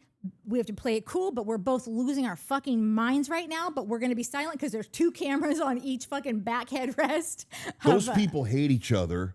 Those people are awful. fucking miserable. Correct. And that was really uncomfortable. Yeah. correct. Watching those people just ride in a car Yeah. was one of 2 things. A, I don't want to be doing this show anymore. Right? And we're just doing this. Certainly not to right go now through the while this motions. is all happening. Yeah. Or I don't want to be doing this anymore and we're just going through the motions in our marriage. But one of the 2 is happening. Yeah, it was. And that's, by the way, full circle moment. Thank you, Shane. This is why I said in the beginning of the episode when they're at the restaurant, she's not crying because of what they're talking about. She's crying because of all Yes. this other shit that's going on in her life, i.e., the car ride. And the gay husband, he was when they did their entrance. I'm like, that guy's gay, 100%. I've never got. I don't gay even from him. remember. I've never gotten gay from him. I'm wondering if you're talking about Meredith's husband. You are the one that got the champagne from the wall. No, he's super gay. They're all, and then Bronberry's husband Is straight. Did Yeah. it look like her grandfather? Yes. Well, yeah. Oh, right. There And I we go. may be having to rescind what I said, but not yet. But like, if Bronwyn does have a banger season, she might get a little caught up in a lot of things. Remember, I said she's out on that guy the second he disrespects her again, and you're like, well, not if she wants to stay in the life she's accustomed to. And I'm like, I think she could probably do for herself and whatever. If she comes out of this and is like on top of the world, she could be a little susceptible to getting a little ahead of herself. The and DMs and the dudes and the guy. Well, but also just like realizing that she has a lot more power behind her with more money behind her. So right. she might. She's not going to need the checkbook from Granddad. Well, no, but that's what I thought last week. But now I think that she might appreciate the money more. Like if Does he have a lot of money? I think he has like a buku. lot. Yeah, He has to have a lot Yeah. of money. There's absolutely no other reason she would be with him. He has a lot. Yeah. If she Got keeps it. this head about her and has a successful season, then what I said last week and But what you're saying That's right now why remains. I said last episode, I'm so interested to hear Shane's take on when he sees them together, Oh, interact yeah. together, because it's very Weird. different. yeah. They might have an agreement Totally, which I'm totally and cool that they for. don't talk about on the thing because he doesn't want to look emasculated. Yeah. Right? He wants to seem like he's a husband with it, but she doesn't seem like the kind of girl that's like living a lie. Like not No. I think whatever like- they have going on between them, I think she's probably looked at him and been like, I'll fuck around on the side, but I'm not going to disrespect you. He cheated on her once, and she did not. She was not here for it. He But cheated she, on her. but she said it was an emotional affair, right? I think so. So maybe they love each other. Yeah. I mean, fucking Bronberry and old Granddad. I mean, I fucking might. I'm I- excited to see them. I think that they could because she had a kid and he has been like the only father that this kid's known, I think. And right? I think he really loves that and kid. and no, like every time you hear him step in about something, he fucking goes to bat for that kid. And I think that that's got to be incredibly Attractive. not sexy, but like that would make my love grow so much for my someone. God. If it wasn't there before, I would be like, oh my God, this man is like everything. Like, what a beautiful human to do this for me Yeah. and my kid. And like, I Agreed. might grow in love with him. Bronberry, old Granddad. I got to Yes. get nicknames for all of them because okay. then I'll connect them in. Okay. Okay, so we get Old to the, Granddad was not at the party. No, he No. Old very Granddad's rarely not did. going He's wherever. Not doing out. anything he doesn't want to do. That's He's opted amazing. out from being with everyone else. He'll do scenes with Bronwyn right now. I think, as I understand it, he'll do scenes with her, but he won't be in the show and with the other ladies. He and- has though last No, season. he has. I think Oh, it's a new moving thing. forward. Yeah. I Got it. love that. Also, they did the post show, Yeah. and old Granddad was in the back. He wasn't going to be in the front. He wouldn't even Yes. come to the thing. I See, like this old is what I'm Granddad. saying. Your old If- I fuck with old Granddad. Well, sure, but he has been a cocksuck for Why? just because of some like a gout cocksuck. Seriously, if you're sucking the gout, like give her some slack. By the But way, he- let's get into the thing because I first of all I had a little mild panic Why? because when she said gout dick sucker, I'm like, can I get gout in my You dick? cannot. You cannot. I Googled. No, you can't. I was like, how do you get gout It's like in your dick? Feet, elbows, Knees. Yeah. You I don't cannot even know get what gout. gout is. Penis. What is gout? It's like a very weird. It's almost like a. It's like an infection that you get, But it's and I think it's arthritic. from weight gain. It's like it's arthritic. Oh, Here, okay. I'll go ahead. ChatGPT Go that. go with the thing. This is what I'm talking about. You can make boundaries and also be an incredible fucking character on these Yeah. shows. Bronwyn has drawn boundaries around shit, but she's also, when she talks about her kids, she's authentic. When she gives an apology, she means it. When she shows up to go toe to toe, she fucking puts her back into Yeah. it and is great at it. Yeah. And that's why her husband is allowed to not engage with this shit, because she's bringing the heat. Yeah. So you don't have to do all this shit if you're going to bring the heat. Yeah. Bethany Frankel's done it. Nene's done it. These are our top tier players, ladies and gentlemen. I said this in the very beginning, and I like didn't stand 10 toes down on it because I wasn't exactly sure. Like, but it's like there's a miss here somewhere. Bronwyn gives Paige DeSorbo. She Yes. gives some of like her style Yep. and her. But if Bronwyn was from the East Coast, I think that she would be very much like Paige. I think 100%. that, and I'm glad that she's not, because East Coasters know how to cut, like go fucking low, and like Yeah. it's great TV to Yes. watch. But in this moment, while Lisa is going low and being the gout dick sucker person, Which is such a I- shitty yeah. insult. no, it it's doesn't so even make lame. sense. I know it's so lame. If Bronwyn was doing that too, you wouldn't see so clearly that like there's someone that's up here and there's someone that is just scum sucking right now. You But know, this brings me to, I think, the overarching point about Lisa and why I can't ride for her. Because Lisa went for Angie. Angie's the chick who like always wears the windshield sunglasses. She was the one who had the bus the last episode. She was the one who owned the bus just or like whatever. long pin straight hair and She really wants the show to be about her. Yes. And it's she would not. love that. And It's Angie, not. Angie seems like a nice person who gives a shit, who wants to be a nice friend. And she can't fight back the way that Bronwyn can fight back. So Lisa decided to go pick a fight with Angie. And this had nothing to do with Angie. Yeah. Bronwyn was the one who brought it up. And good for you, Bronwyn, that you went in there and you were like, this has nothing to do with her. I said it. Yeah. I'm the one you're looking for. Pick on someone your own size. And she got in there and she didn't let it go. And she cleaned her fucking clock. yeah, You know, and that, yeah, what's her name again? Bronwyn Lisa. or Lisa. Lisa was just, as soon as Bronberry got into it, she was like, well, I don't know. No, And I know. Is this ever? And I can't believe. And this is, are you serious right now? Are you really serious right now? Yeah. I was fucking here for it. Yeah.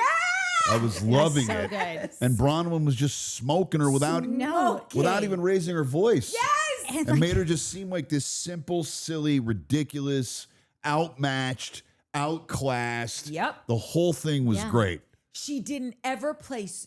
I hate when people fight dumb. Don't be like, well, because you're fat. Don't do that shit. That's Yeah. basic bullshit fighting. Say, I didn't have to say any of it. The fucking Utah Times said it all. Like, yeah, I can read a everything newspaper. You don't have to go to college to know how to read a newspaper. Correct. Everything she said was backed up by facts. Yeah. Everything she said, she never raised her voice. She never called her a name. Or if she did, I don't remember it. She wasn't calling her ugly or stupid or you got busted work done, which is just so, I just am so. No, I know. don't Lisa's any of like that that's shit. all So her. sucking gout dick, sucking dick, Yeah. or whatever, an absurdly dumb comeback. Yeah. But then you got to get into the pathology of that. Like, how is that phrase even in that broad's brain? I think I know. Do you want to know? Well, I mean, it just says here that fucking gout is a type of arthritis caused by a buildup of uric acid crystals. Yes. And people that drink a lot get it. I didn't know I had gout, but I did in my knees. Yeah. Because you're very like kind of like brittle Yeah. is the way that it's painful when you walk. Yes. And I think. How is gout and dick get in that Because broad's brain? I think that it's like they're lifestyle choices that, not I think, I know it's lifestyle choices that lead to gout. Okay. Yes. And if you see Grandpa, if you Old see granddad's fat. he's not this physical specimen that's really in shape. And so I'm sure she heard from someone, or I'm sure because Lisa and There's Bronwyn. nothing wrong with that old granddad. No, not at all. Right? We Your love fucking the life granddad. choices. You're not in the best shape. But my point is, I'm sure when Lisa and Bronwyn were friends, she might have said like, oh, my husband's going to the doctor. He's gout on his toe, whatever. And so I'm sure that She that's how connected that. she wanted to hit below the belt, which that's not how you hit below the belt. That's just how you show your ass and you show who you are, as opposed to saying, By the way, owning if it. you're a wife and you don't suck dick, you're the problem, not I the know, problem, that- not the wife that does suck And dick. I love that. That's why I said in the beginning of the I episode, know. all the women were like, I love Like, it. what I are love you, it. you're Good for shitting on you. yourself. What are you It's great. talking? No, What are you talking about? Yeah, she's dropped everything. Like I've never seen such a poor performance, and I think it's because she's so used to being on top. She's totally preoccupied with whatever's coming down the pipe. She's not using her brain. She's walking in. She did have a plan when she walked in there. You could tell. She walks in, beelines for wants to talk to Meredith real fast. Okay, great. Beelines for Angie because she knows she can take on Angie. So she tried to play fucking man on man with Angie, and she tried to box out Bronwyn. Her whole body was like fucking back to her and tried to just fucking post up on Angie. And Bronwyn was not having it. And so you see so clearly she didn't want to fuck with Bronwyn. And we all figured out why within about 2 seconds when Bronwyn just because annihilated her. She's ill-equipped to fuck with Bronberry. right. Yeah. And in the back, Mary's just sucking down her fucking margarita or her martini just here for the drama. Yeah. Like it was so, All of them. she was like drinking her martini, just kind of enjoying like the whole fucking, it was, all was that was great. By the way, you can tell there's no dick sucking going on when you're looking at them driving to the house. 100%. Like that marriage is dissolved. It's an absolute disaster. Yeah. That dude's in that car, not getting his dick sucked, and now has information that she sucked somebody else's dick. So whatever. So how that dude could sign up with all that going on. Could you imagine? Could sign up to be going on a television show to be that guy. He's the ultimate cuck. And that dude, I mean, how could you do, like, I'm out. How the fuck am I going to be on this show? You're fucking getting money from another dude. And now you want me to, and this guy just walks in. Like, bro. I don't know if he's got the balls to walk away from her. Like, he's a little bitch. Yeah, he's like he is her a little bitch. And like Courtney always says, you teach people how to treat you. Yeah. Yeah, right? I do say that. That was you. Thank you. It was it's a beautiful saying. Thank you. And that guy has taught this monster that it's okay to take money and get your dick sucked by dudes that own boxes in the Utah Jazz because he's not leaving. Yeah. He's not left. He's not said, fuck off, I'm out of here. Nope. So she's going to continue to do what she wants to do because he's shown her with his inaction that she can do that. And he's living a very lovely life, maybe by her hustle. So he doesn't have, so she's got the money? Yeah. Or he doesn't have. It just seems like she calls, like she's like, no, I'm doing this. I feel like if you give Lisa a job, she will do it and make it. She'll probably get 10 other gigs doing it because like that's just how she does life. There's something that I envy about her work ethic, like the hustle, the mentality of like blinders and like. I don't know how anybody would want to be in business with her. No. I don't Who either. wants to be around her? I have no idea, but it's clearly worked to some level. Like she's gotten to some level. Her way exactly. To this point. Yeah. So I just want to be like acknowledging of like. You come from, I don't know what she started with, but I would imagine that she has been the ringleader of her relationship and of their business ventures. I agree with that. And has been like, I'm going to do this. We're going to go here. I'm going to run into him. And I'm going to bring up this thing. And then I'm going to call him tomorrow. Like I don't think they had money when they got together. I think whatever they have, they've built together. Regardless of what it is, whether they took it from someone else and didn't pay the loan back. Yeah. But yeah, she's clearly the one driving the ship. Yeah, and he's a follower. Everything about her is pathetic. Everything about her and her husband and the thing and the car ride over and that weird pathetic. Yeah. And that husband walking in knowing that all this shit's going on and the dick sucking and the money, he's pathetic. Everything about that entire fucking piece of that Housewives pie is pathetic. You know There's what nothing savable. There's nothing redeemable. Yeah. I hope those people get. I hope they catch on fire. I'll get gout. I'll get gout. In this, not in the spirit of that, but also that would have been great. I'm sorry, I'm interrupting. Just if there would have been a car accident. Oh my God! And you would have just watched the thing and just the bodies rolling and this rolling over and over and over, and then just limbs. And that would have been amazing. Never. No, I think that's what we would see Lisa turn into the Terminator and like her arm would like magnetize back onto her. She would make it out of that. Yeah, she would make it out of the that. world, it's like cockroaches, Shah, and Lisa Barlow. Yeah, exactly. All I want to say is, just because we didn't touch on it, and it was so sad to me, and also so gross, when the Osmond guy and Brittany walk in the party, and they're literally talking this close, like for the camera angle. He's like, "So you're good? You like this? You're good?" Like. Just so have a good. conversation at a normal distance. So good. Ooh. And then they walk in the room and they're like, so you're in love with Brittany, and he can't say that he is. Could you imagine being engaged to someone who couldn't say I'm in love with you? But listen though, that thing, like he did say that he was, but like why was every guy piling on and being like super in love? No, like super duper in love. Like no, it was just a very weird, like because he stammered. Well, he was like, no, I know. I'm not gonna say, I don't know. The answer is yes. Do I look fat in this? No. Do I love you? Yes. These are simple fucking things. That if you want to be in a heterosexual relationship, you learn it or you don't be in one. If I was being filmed in that room with those dudes and that was on print, and people could watch that forever, I couldn't come back from that. Just if I had just fallen into the room, like, hey, I'm drunk and fucking, hey guys, what's going on? Yeah. And I was caught on film with that bunch of dudes. Yeah. It's unrecoverable. I So couldn't. weren't they like in a bathroom? No, they were in like a the weird study. ante Oh, room. okay. Yeah, I was like, what is going on? But just that room specifically, I do think there are other reality TV shows and people that you could mingle with that you would recover from. Yeah, these guys are off the reservation. Yeah, They are. It's these guys specifically. And maybe I'm hoping I'm gonna like old granddad. I am, and Mary's fucking grandfather. You might be in with the Wild. grandpas. I might. Well, just Team Grandpa. the guys that aren't on the show, seemingly, because it would be me if I was. Yes, I married would to one of never them. be on a show. I would never go on it. There would be no fucking discussion. That would be the end of the story, and fuck off. And so those dudes, because you're telling a bunch if you decide that you want to be on camera on a reality, and you're not even the housewife. You're the dude of the housewife. Yeah. Like there's just, the judgment fucking Sasuke blade just comes slicing through all those dudes. I just cannot imagine being any of those guys. Well, the good news is you don't have to be. I Park City. know.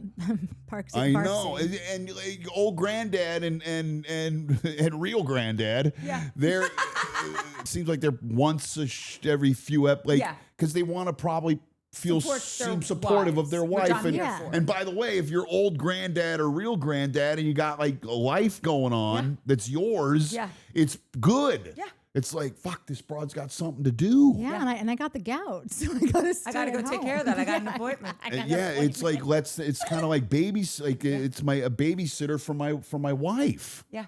And they run around. Or her doing something that like maybe she'll, start a business, do whatever. Whatever. Yeah. Have fun. Knock yourself out. That's Go right. fucking throw drinks in people's faces and get mad about fights that aren't probably Come really home even. and let's have some blowjob full sex. When they say cut and the show is over, do these chicks all go out and have dinner and go, man, we're really on it. That fucking No. storyline is great. Or do they really hate each other when they hate each other? I think there's two different scenarios. Correct me if I'm wrong.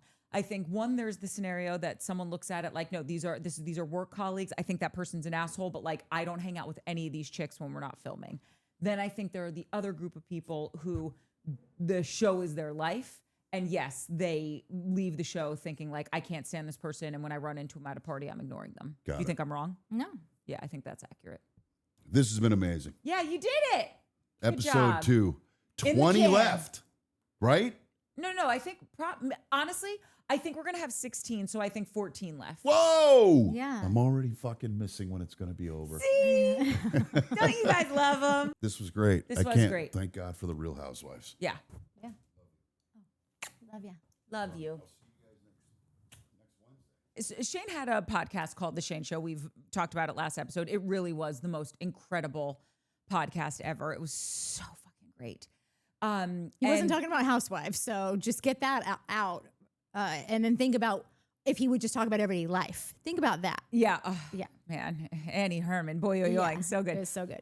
But his philosophy with his show was he didn't do a podcast in the sense of like there was editing. He would always say it was a radio show, and he did it for a very long time. And before podcasts were a thing and everybody had them, he never edited anything, never cut anything.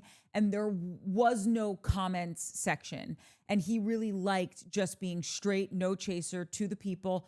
You could have your feelings on whatever it was, but he never would like read what was going on and then edit himself. And clearly he is a completely unfiltered person, love it or hate it. That's how he is. We happen to love that about him. And so we told him when he was going to be doing the show, like, listen, we do comments. We love it. It's community building. It's part of the vibe of the show that we're really into.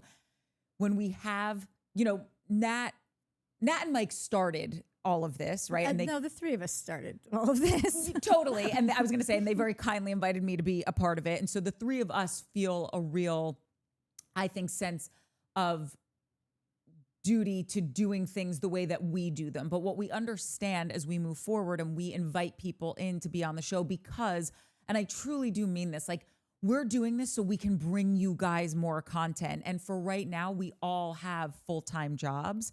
And so it would be really hard to do it any other way than bringing in new people. Also, it's cool to bring in new people, I think, and build the community and get different perspectives on it. And listen, some people you'll like, some people you won't like. I have a note just because someone, and I can, I guess, just talk about it right now because we're getting into comments. They said, you know, like, I watched an episode of you guys. I really loved it. And this is my second episode. I can't do it. I'm unsubscribing because they weren't a fan of what Shane was bringing to the pod or the showcast rather. And listen, I totally respect that. However, just hear me out. One, we're going to be putting out a lot of different content. Mike's going to be on it. Our friend Jay's going to be on. So maybe just stay with us. And if you know that a co-host that's on isn't your bag, that's cool. Just don't listen to it because there will be someone on here that will be your bag. Yeah. Mike will be on like 90% of things and then sometimes he won't be. So like if you liked Mike, he's not gone. He's just at work. He's literally at work right now. We've been at this for over 2 hours plus the setup plus all the other, like it's, and I'm not saying this to be like, but like, it's such a time commitment to do this. It's 9 o'clock now. So by the time he got home, he would have to just wash his face and then sit down and be like, what are we talking about? I haven't even had a moment to watch a show yet. Correct. Should I just listen? He was listening to the shows in the car on the way Driving home. And you can't even make notes that way. Yeah, and like putting his bag down and sitting in the chair. I think that's what he was doing. And it just became, once the live shows on AGT, if any of you are watching them, that there isn't we got done early today. It's a live show. It is filming now. So. And it really is live. We went. We saw it. And he's really there. So we've done all the research. Okay, the journalism. Watch out, Christina Coco. We're doing journalism. But so this is all in an effort to say, like, you know, some people are going to be down to do the comments. Some people, for whatever reason, feel like it might stymie how they're going to work. And we want to respect that because everyone's going to bring their own flavor to the show. And it's our hope, truly, that it makes it just a bigger, cooler community that brings in more people. So we get it. If something's not your flavor, don't watch it, but just I implore you to stick around because I promise you something will be. We're the Baskin Robbins are hopefully going to become the Baskin Robbins of Showcast soon. All I took from that comment was, so you liked the show. Anytime someone says, God, this used to be good and now it's horse shit, I'm like, you're saying it was good? We had a good show? Oh my God. Like, I can't really hear that enough. And also not to be like a Mike apologist, a Shane apologist, whoever comes on the show next, a Mary Sue. But we're women and that's what we're going to do. We're going to apologize for every asshole that enters, okay? Because that's how we were raised. Correct. Thanks, moms. But no, in all seriousness, like Mike and Shane and whoever the next guy or girl is in this chair will be, they do bring something to the show. And I promise you, we would never put someone in that chair that we don't feel has a good heart, a dope soul, someone that you would want to have a dinner with, a beer with. Catch an AA meeting with. Yeah, totally. Like, I know it's really hard when you are so connected to something and it's that comfortable formula. No, change sucks. Who likes it? But also, sometimes change brings you Bronwyn. And for me, Bronwyn saved the Real Housewives of Salt Lake City for me. I wasn't really into it before. I watched it, don't get me wrong, but I wasn't as into it as I am now because of her coming on the show. I think so too. And so, like, I just ask you guys to have a little bit of trust with us and know that, like, we're putting people in this seat that we really love and respect. And if you give them a little bit of time, I think you'll realize, like, oh, that person's being funny, or like, you know, Mike has his opinion on this, Shane has his opinion on that, Jay will have his opinion on whatever. And it's all just bringing to the pot of what we love to deep dive. Yeah. So yeah. So should we get into the commenters? Okay. So Nettie, who obviously we love and can do no wrong, she said, ageism aside, the Jen legal issue summation is that she and her conspirators promised seniors and other victims services that they did not provide to the end. It was a scam. They conned innocent victims. This is talking about Jen Shah, who was on the show until she wasn't. Some older people were not retired, senile, or lonely. They just were brought into a scam, falsely claiming to help them execute the tech side of their online businesses. We never need Jen to come back. There are plenty of crazy rich married ladies in Salt Lake. city that will deliver. Please let her go into obscurity and after her jail sentence. And someone else said that Andy was on camera saying she will never be back on television again. And I'm here for that. I just also wanted to say, again, I'm not trying to apologize for Shane, but I know when he said like a lot of like, we live in a society that can forget about older people. Shane loves older people. And he was just trying to, I think Nettie took it as like, he was saying all older people are senile and lonely. Oh, I didn't take from Nettie that she took that. Oh, maybe Nettie, maybe I'm I thought she misreading. was. I thought because I always say, and just if it wasn't clear, maybe it wasn't that this is a joke when I say this, but when when Courtney will say, well, she conned a lot of people, and I'll be like, we don't know.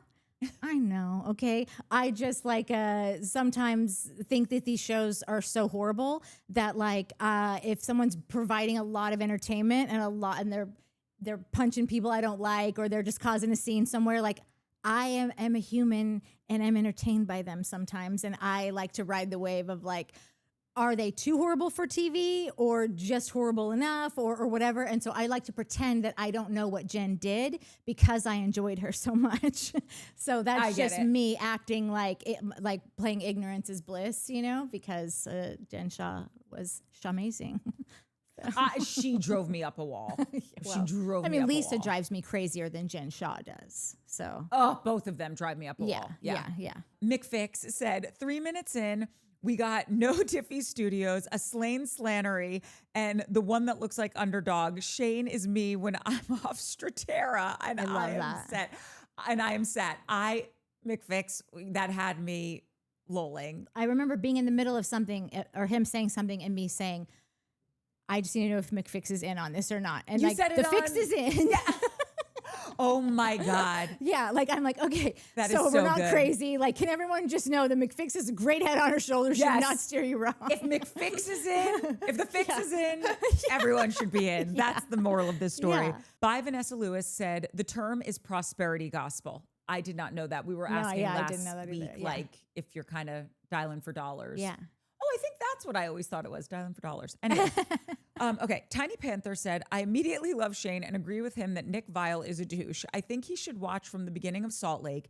He has a great take on things, even with just watching one episode. Also, Natalie, the word on the internet memes is that Heather indeed misses being a Mormon.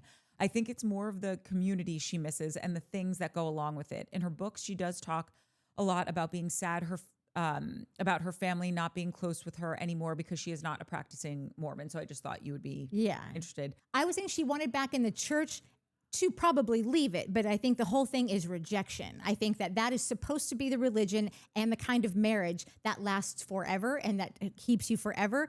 And somehow she got banished from both of these things. And I think it has just been like an overarching, like, just rejection. And that's why she's looking for connections in places that like aren't healthy, because clearly she had an unhealthy connection of a marriage and an unhealthy connection with the church. And so it's just one of those things that could get in the way of many things. And I think two things about that. One, I also think she's probably like in this phase of like rebuilding her self-esteem. Yeah. She's had like a lot of personal changes, internal changes, physical changes. Yeah. And the analogy that I think of, which might be piss poor, but whatever, this is the analogy that comes to mind. I almost feel like she was in this like carnivore lifestyle and everyone around her was a carnivore. And one day she woke up and she was like, I'm going to be a vegan. And she loves the gatherings, the cookouts, the family, whatever. And it's like, well, we're not going to come and cook with you anymore and eat with you anymore because we don't eat what you eat. Yeah. Like, and but she was like, no. Like, you guys can eat your meat and I'll eat my tofurkey. But like, let's still just be together. And they're like, that's not how this works. But she didn't choose to be a vegan. It was almost like they decided that meat was illegal for her now. Yeah. So that is like, it just wasn't her choice. If it would have been her choice to bail on her marriage and to bail on the church, I think this would be a completely different situation for her. But here's the thing. I got to go back and research it because I really don't remember. The church can like excommunicate you or whatever. But if you are filing the paperwork to no longer be a part of the church, even if they have said like, screw you, we're out on you. Yeah. She still took it a step further to be like, right. And I'm out on you also. Yeah. I think she's trying to take her power take it back. Like, because didn't Whitney do that too? Didn't Whitney have to fill out the forms and say? But I think I think their situations are different. I think Whitney wanted to stay in, or Heather wanted? No, I think Whitney was like, I don't want to be a part of this anymore. Yeah. Like, I'm genuinely, like, even if you wanted to have, what's that Groucho Marx things? Like, I don't want to be a member of a club that would have me as a member. Yeah. Like, I think that's her. Like, I don't even if you guys wanted me, I don't want to be a part of it. Yeah. Nicheless Boomer. I love that name. Mary creeps me out. I think she has deep-seated trauma. And we talked about it. And I think that, honestly, Mary used to, it was very hard for me to thread the needle with Mary, historically speaking. But ever since this tragedy has come into her life and she's been talking about it, I've just been able to empathize with her and get on the Mary train a lot more. Yeah. And not just be thinking to myself, oh, that was just a funny one-liner, but what else is going on here? I'm so confused by all of it. So Heather McDonald on Juicy Scoop just talked about her in an episode of maybe last week or the week before. And she said that I think that church has been disassembled. I think it's gone away. Heather said she even went to Salt Lake and went to visit the church, and that everything was it was oh, this isn't functioning anymore. Everything was. Does she have any more details? Was it a financial thing? That's what I don't know, because she wasn't talking about that with the guests she was having. So she just kind of glossed over it really quickly. So I would love for Heather to do what that whole thing was, just elaborate on it. But in the thing that I heard it on, it just wasn't the topic at hand. So she just glossed over it and then moved on. But yeah, that she's like, I went there, and the guest was like, wait, you went to Salt Lake and you drove to the church? And she's like, yeah. And I went in, and this is not a thing that is in session any longer. Okay. Well, guys, we need some investigative journalism on this. If anyone has some details, tippity tap and let us know. You know what I also want to do, because I feel like there are a lot of Lisa Barlow fans out here, and I started to say this earlier and I don't know what happened, but if anyone can just if you want to remind us of some redeeming qualities of Lisa Barlow's, no, remember that time she did this thing and saved that kid from drowning? I think she's a good mom. I do think that. I think she gives a shit about her kids. I think she's present with them.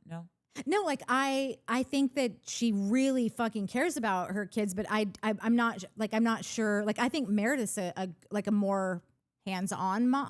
I honestly, I don't fucking know. It's totally not. But I would say, since I don't know, I would just, if gun to my head, I would say that Lisa is so wrapped up in herself that I'm just not sure how good of a mom she actually. Anybody that is so working around the clock, just to how to finagle, how to get this, how to get one over on this, how to make I'm not sure how much time you have left for that kind of stuff. So not that I know, I'm just saying, I don't know how great of a parent she is. I don't know.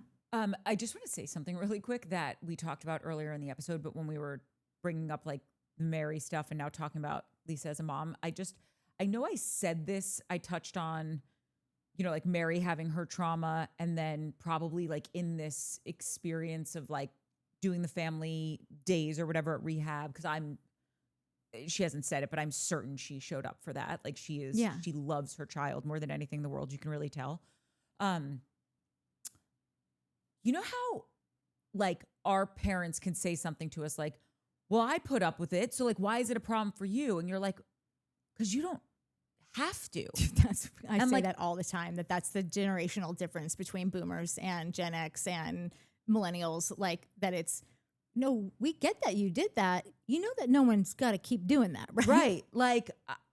I think that that's just a tale as old as time with generational change, and specifically now, because we are so much more of a therapized community where we talk about emotions, and guys can cry and all this stuff. You can. All habits die hard. How about this? This guy who was in this chair, big crier. He cries all the goddamn time. All the time. So anyway, point being is, I think because Mary had all this stuff happen to her, and I don't think she ever talked about it with anyone. I think she just accepted the fact that oh, like, how do I phrase this to myself? I'm the chosen one. I'm going to marry the patriarch of like, even though the grandmother was the matriarch, like, then he becomes the crowned, the knighted, or the, not the, when you become, what's it called? When you become the king or the queen, you're not. Well, you're the prince, and then you become Whatever, it doesn't matter. Like crowned? He's the crowned, the next in line. Oh, or the whatever. heir to the throne? Right. But like, so like, and it passed Mary's mom, and then it got to like Yeah. Mary, you know what I mean? So like Yeah. Mary was the chosen one. So maybe she just like had to think of herself that way so she could get through this trauma. Yeah. And then all the stuff and the buying all the stuff and the labels. And then clearly there were issues with her son, but it's like, no, here's the stuff. Yeah. Because that fixes everything. Yeah. I have all this trauma, but like, I don't let it bother me because I just go to Gucci and buy this coat. Yeah. And no, of course, you're just cooking it. Of course, it's still there. And I think that she's realizing, like, because that didn't work on her son. Yeah. He's still, he wasn't pacified by the new fucking Louboutin loafers. Yeah. He still had this pain and this trauma that couldn't, what the Band-Aid that worked for her, that didn't really work, but she said it worked, Yeah. didn't work for him. And I feel like that's gotta, like, God willing, all of this can heal both of them. Yeah. Anyway. That's the thing that is like, cause I think that Shane's actually being insanely intuitive about the people on this show that he knows literally nothing about. Like, Totally. but the thing that he is getting wrong about is just him not watching Mary's journey and knowing anything about her. Like, that was like the only thing that I was like, okay, he hasn't really nailed her yet because of just not understanding. Like when he was like, but was it, or, like, everyone's got a choice. I think that when you come in from like it's not just like, oh, I'm sure it's not called a franchise of a church, but like, just like, oh, hey, there's 50,000 Baptist church and you're just going to go work at one of them. Cult, it seems, but it's very, it seems very like First they cousins. made it. Yeah, exactly. Like they created their own church and made this all that. So for her to be a direct heir apparent to that is like, coronation. If you were totally raised in that church, and then that's why I kept asking, how old was she when she got married? How old was she when like this whole thing happened? I think she was Like listen, a I don't think she teenager? was Like no. I thought she was like 18 or something. But see, I don't know. But if that's the case, and all you've known is that family and that and been that involved in your own religion, indoctrinated into all of that, to where you literally created your own, and now you're the person supposed to take it over, and you've got basically a fucking herd of sheep ready to follow you. Like, one might say, obviously, with someone acknowledging the fact that she is seriously indoctrinated in something, that was actually a very selfless thing to do, to step into it. Again, not knowing what she was doing was really like, she should have ran for the hills. but she probably didn't even know. Right. And so if all that she's thinking is, I have been chosen to do this and people are looking to me to lead them, and I truly believe all of this because I've been born into it and everything, it's all anyone's ever told me, then like, that would be something to be like, wow, that's a very unselfish young woman, you know? That's why when I'm watching her in that scene, I did see such growth. Yeah. And by the way, and too. I do keep telling him, I'm like, you are a dude who loves the history of things. I'm like, watching all of the stuff from start to finish, S1E1 kind of guy. Yeah. I'm like, I promise you, even if you just went back and watched last season, there would be something would fall into place for you. Yeah.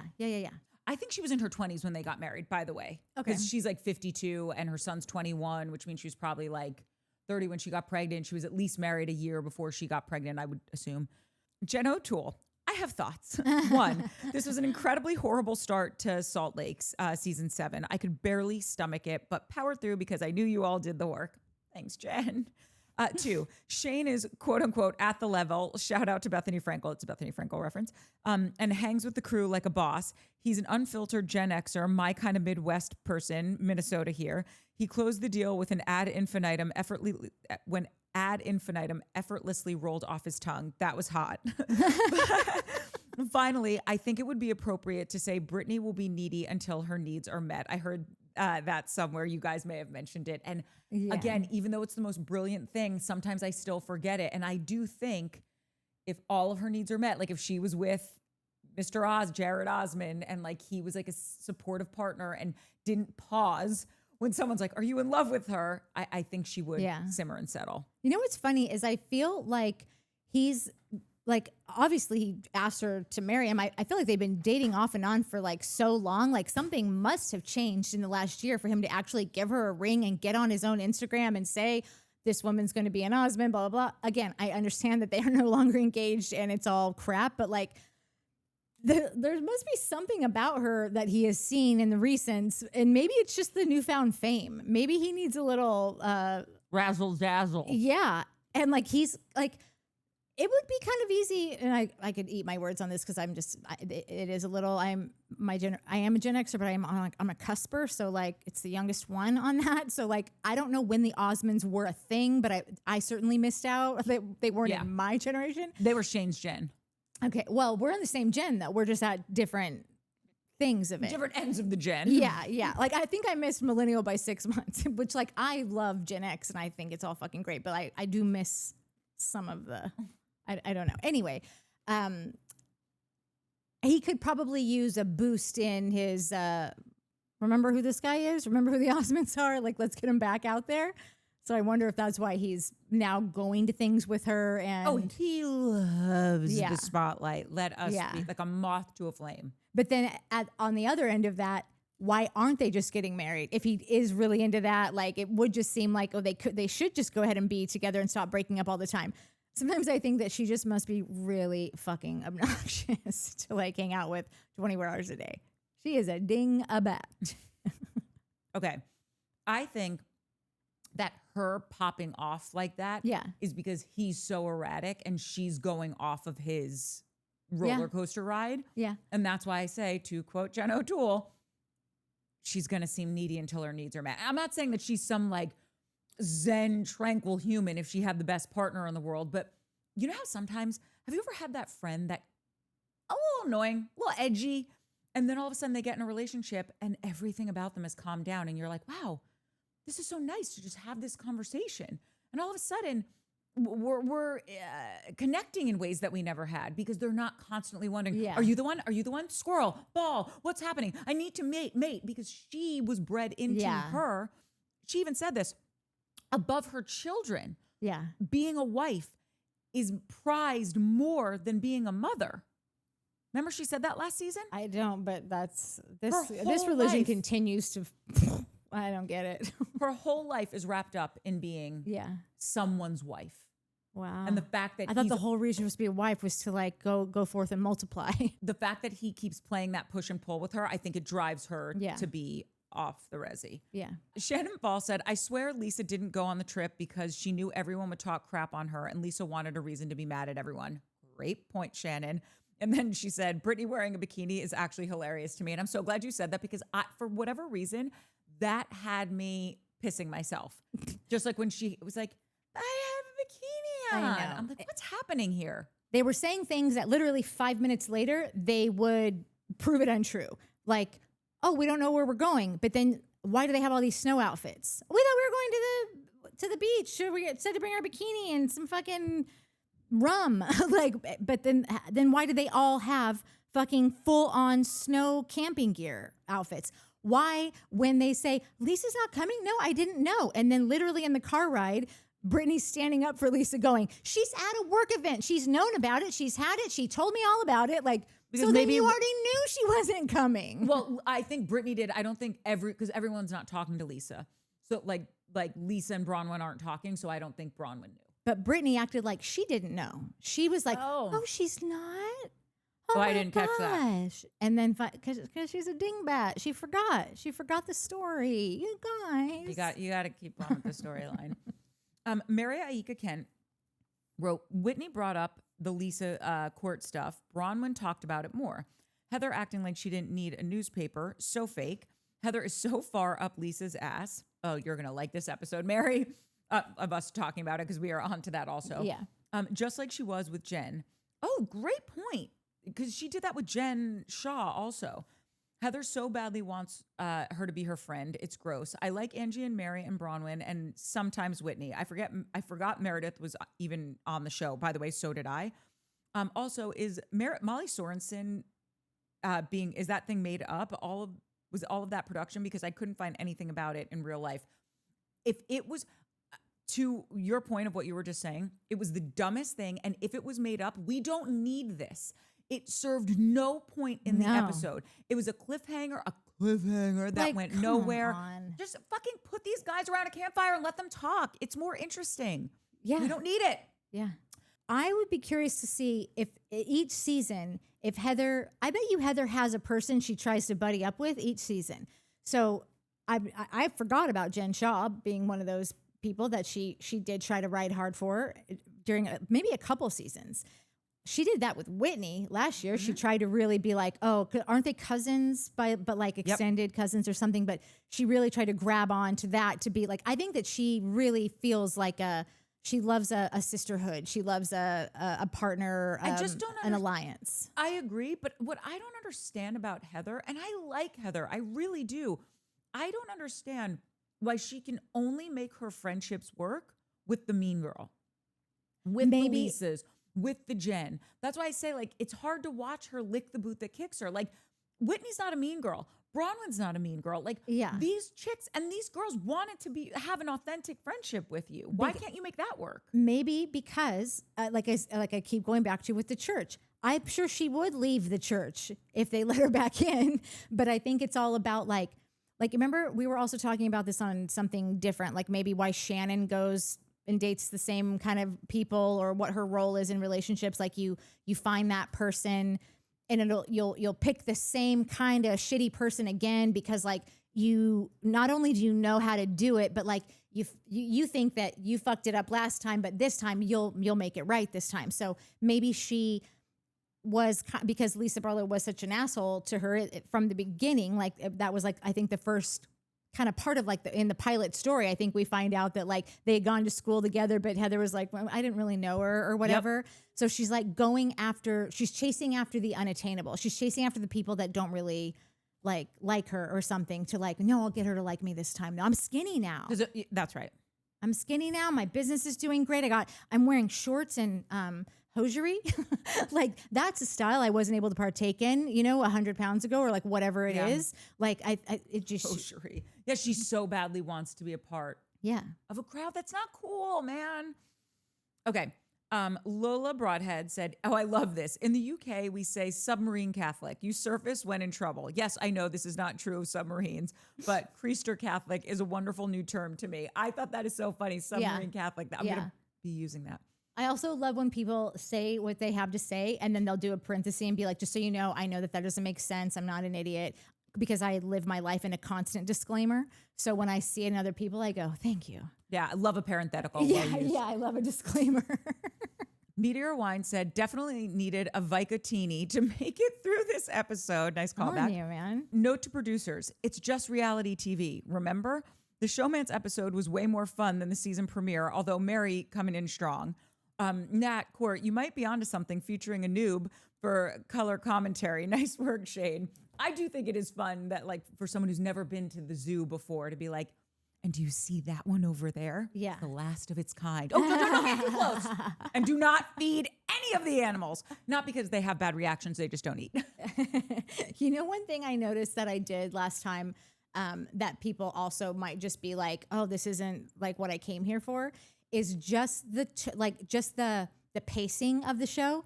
Because when like Mike is he's such a good listener and he'll wait for you to finish. He never interrupts. He's just, because Mike is thinking about everything that you're saying and like letting it kind of spur like what he'll say next. And he's very thoughtful about that stuff where Shane already knows what he's going to say. And so I will feel like I'm like, and I'm trying so hard to get it out before Shane says, but because I know that if I do any of this, if I like, that's not going to fly here. Dead in the water. So I'm like, and so I noticed this because some people, and you even mentioned that Orly does this, where it's just like, oh, I listen to you guys to go to sleep. Yeah, my best friend's funny. like, I love your show and I can't sleep. I turn it on. I'm like, that's not the point, but I love you. Yeah, totally. So really, she doesn't listen to it to go to sleep. It's a soothing comfort for her. Yeah. I will put it on right when I upload it in the morning at 6 a.m. Like I'll get up and just like put it on and start listening to it to be like, oh, did I fuck anything up? Did I leave anything in the edit that's going to get me in trouble? Yada, yada, yada. And I noticed that I could not relax this last time. I was like, I was just going to get up and start cleaning something. Like, I can't because like it was just a very high octane. Elevated. Yeah, like high octane. So if that's a thing, we're not going to be able to change that. And I'm really sorry. Yeah. Anyway, Callista Charmaine says, Nat, I love everything about you, but the Nick Viall love. I can't get behind it. And I just want to tell you, I totally get it. We're just a couple girls looking for a couple paychecks around here. Okay.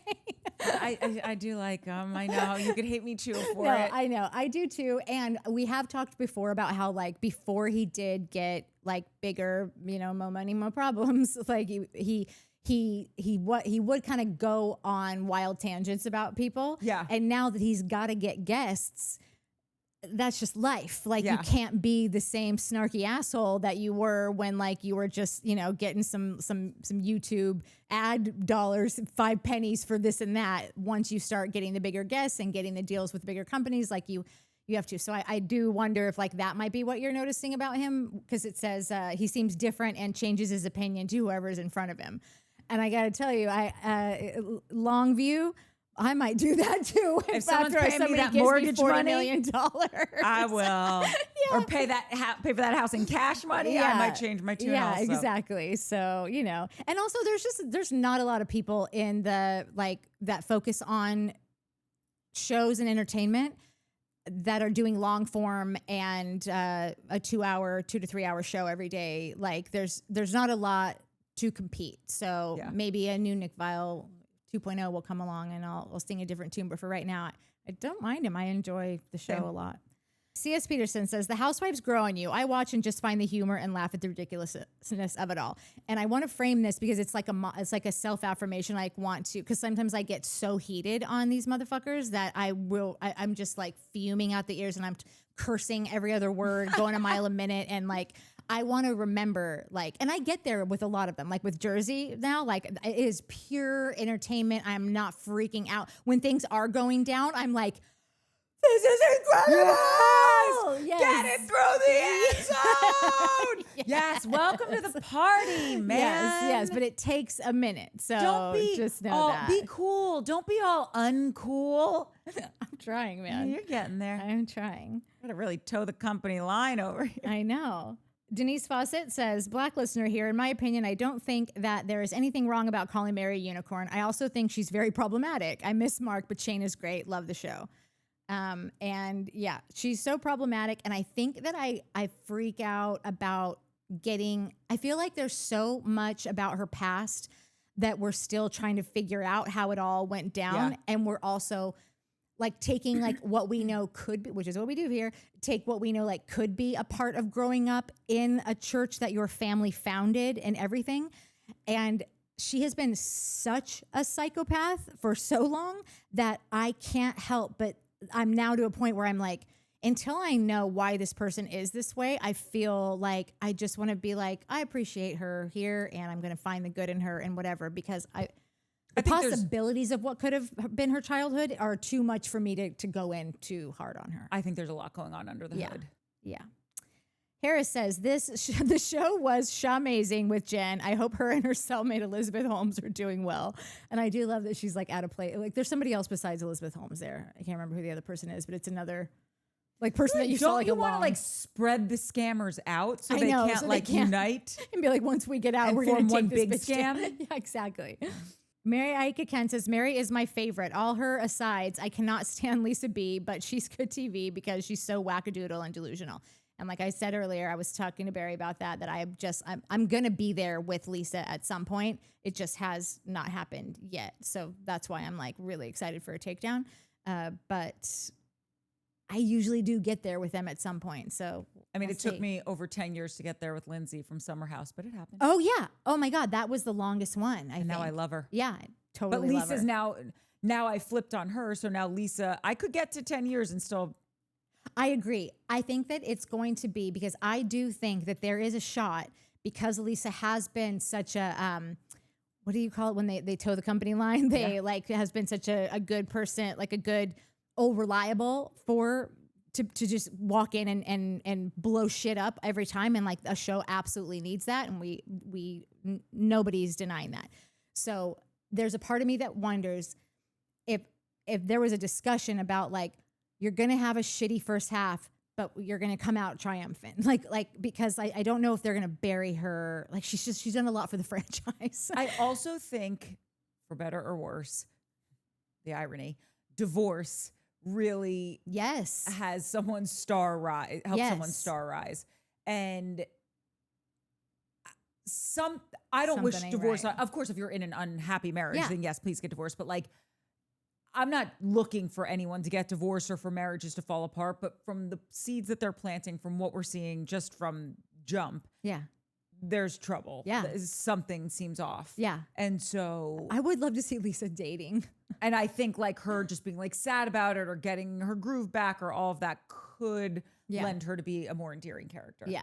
Patrick Boring says, rumors have it that Mark kidnapped Mike and had him deported to Orange County. He's currently being held by Gretchen doing God knows what. Today's episode proves that an open mic show, like most of today's shows, would be a subscription hit. And what I took of that was, you'd pay for this? I like that. I like where your head's at. Professional Curious Person says, you should do Love Island games. It's on now. I know. No. I'm sorry. I think I'm done with Love Island. You know what? We maybe we'll get Shane to take my place for Love Island. That will definitely not happen. You know what's funny though? Like our Love Island stuff just didn't perform, which is so sad. No, because we loved the show totally. And so doing a show that is like it's a big commitment because it is 5 or 6 episodes a week if you count that weird After the Sun thing, and then it's also. It's a cultural fucking shit show. And I think I'm too old to know how to bob and weave through it. And so I'm just like not going to do that again. So if it happens again, I won't like, we don't plan on doing any more Love Island, I don't think. Oh, that's news to me. But that's the thing. You got to be open to guests if your favorite show's going away, because that's how we're even able to do Salt Lake. So yeah. That's right. Shannon Fall says, loving the Blair Bitch Project opening. I did love the opening and I was done with it by the end of it. So they really needed to just let that go. But of course they opened with it again to I did not continue on. I know. And it was almost like they realized like this is so dumb that they threw Meredith in, who broke the fourth wall and said, they can't kill us. The network they'd have a field day, or the network can't afford it. That's right. All of us. Yeah. And we all know that. Totally. ZXC QWE says, I love this. Oh my God. I could barely get through the Salt Lake premiere with all the overly produced segments and costumes. I feel like I'm watching bad sketch comedy or improv. But after watching this, I think I can bite the bullet and watch along with you all because this recap was so fun. Thank you. Aww. That's a Shane fan. Yeah, so sweet. Yeah. Shannon Paul also says, oh my God, the shot of Heather literally adding fuel to the physical fire while Brittany and Whitney were arguing. And she has a bunch of laugh cry emojis. I love that too. That was fucking. Sometimes Salt Lake is so overly produced that they will get like it's just like they've got one DP that's like, get this, you know, and like that. I appreciate when they're trying to make the show funny and make it kind of kitschy and like do a bit like that, because that was clearly her pouring fuel on the fire. And I don't know, I liked it. Okay, closing it out. For truth, for peace, for freedom.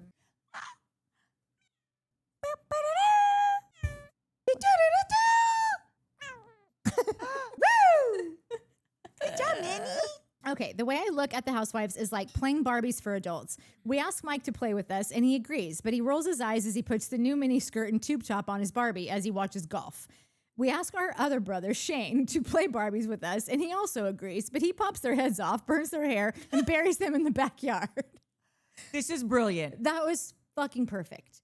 Having said that, I really love his enthusiasm and effort. I also like that he took us all off the highway to go on tangent dirt roads. I like the realness. The talk about the opioids really hits home.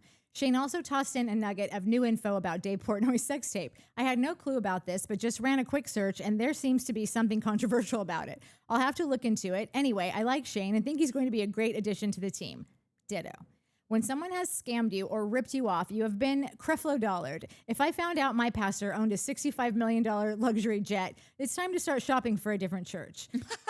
We need a Housewives prison edition to tell us about interesting prison stories. We'll cast Jen Shah, Karen Huger, Teresa Giudice, if you're nasty, Joe Giudice, Peter Thomas, Kim Richards, Tinsley Mortimer, Luann De Lesseps, Portia Williams, Tom Girardi, and Apollo Nita. That's a lot of prisoners. Portia Williams was in prison? I didn't know that, but I don't. What show was Portia on? Because I don't know her. Atlanta. Oh, okay. I know you don't watch Atlanta. It's really upsetting. I know. It's so good. Listen, I've just got a lot of catching up to do. I know. It's so good. It's I've watched so some funny. of all of them. Yeah. But God, we've got getting. I'm in just real- letting you know. I know. It is good shit.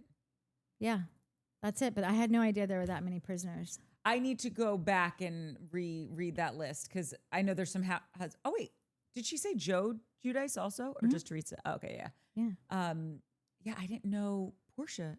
Like, obviously, if she's doing it for Luann, because wasn't Luann just like basically drunk tank out and then went to rehab? Yeah, Maybe that was there was just Portia. like an arrest kind of thing, and then Oh no, I think she was arrested for fighting the good fight. I think she was arrested for protesting. oh, I think. she got good trouble. Yeah, I think it was good trouble. Yeah, I like So that. yeah, I love Portia. Yeah, I really thought Mike would be like walking in by now because This is he crazy. this is the finale night. This is it. Wow.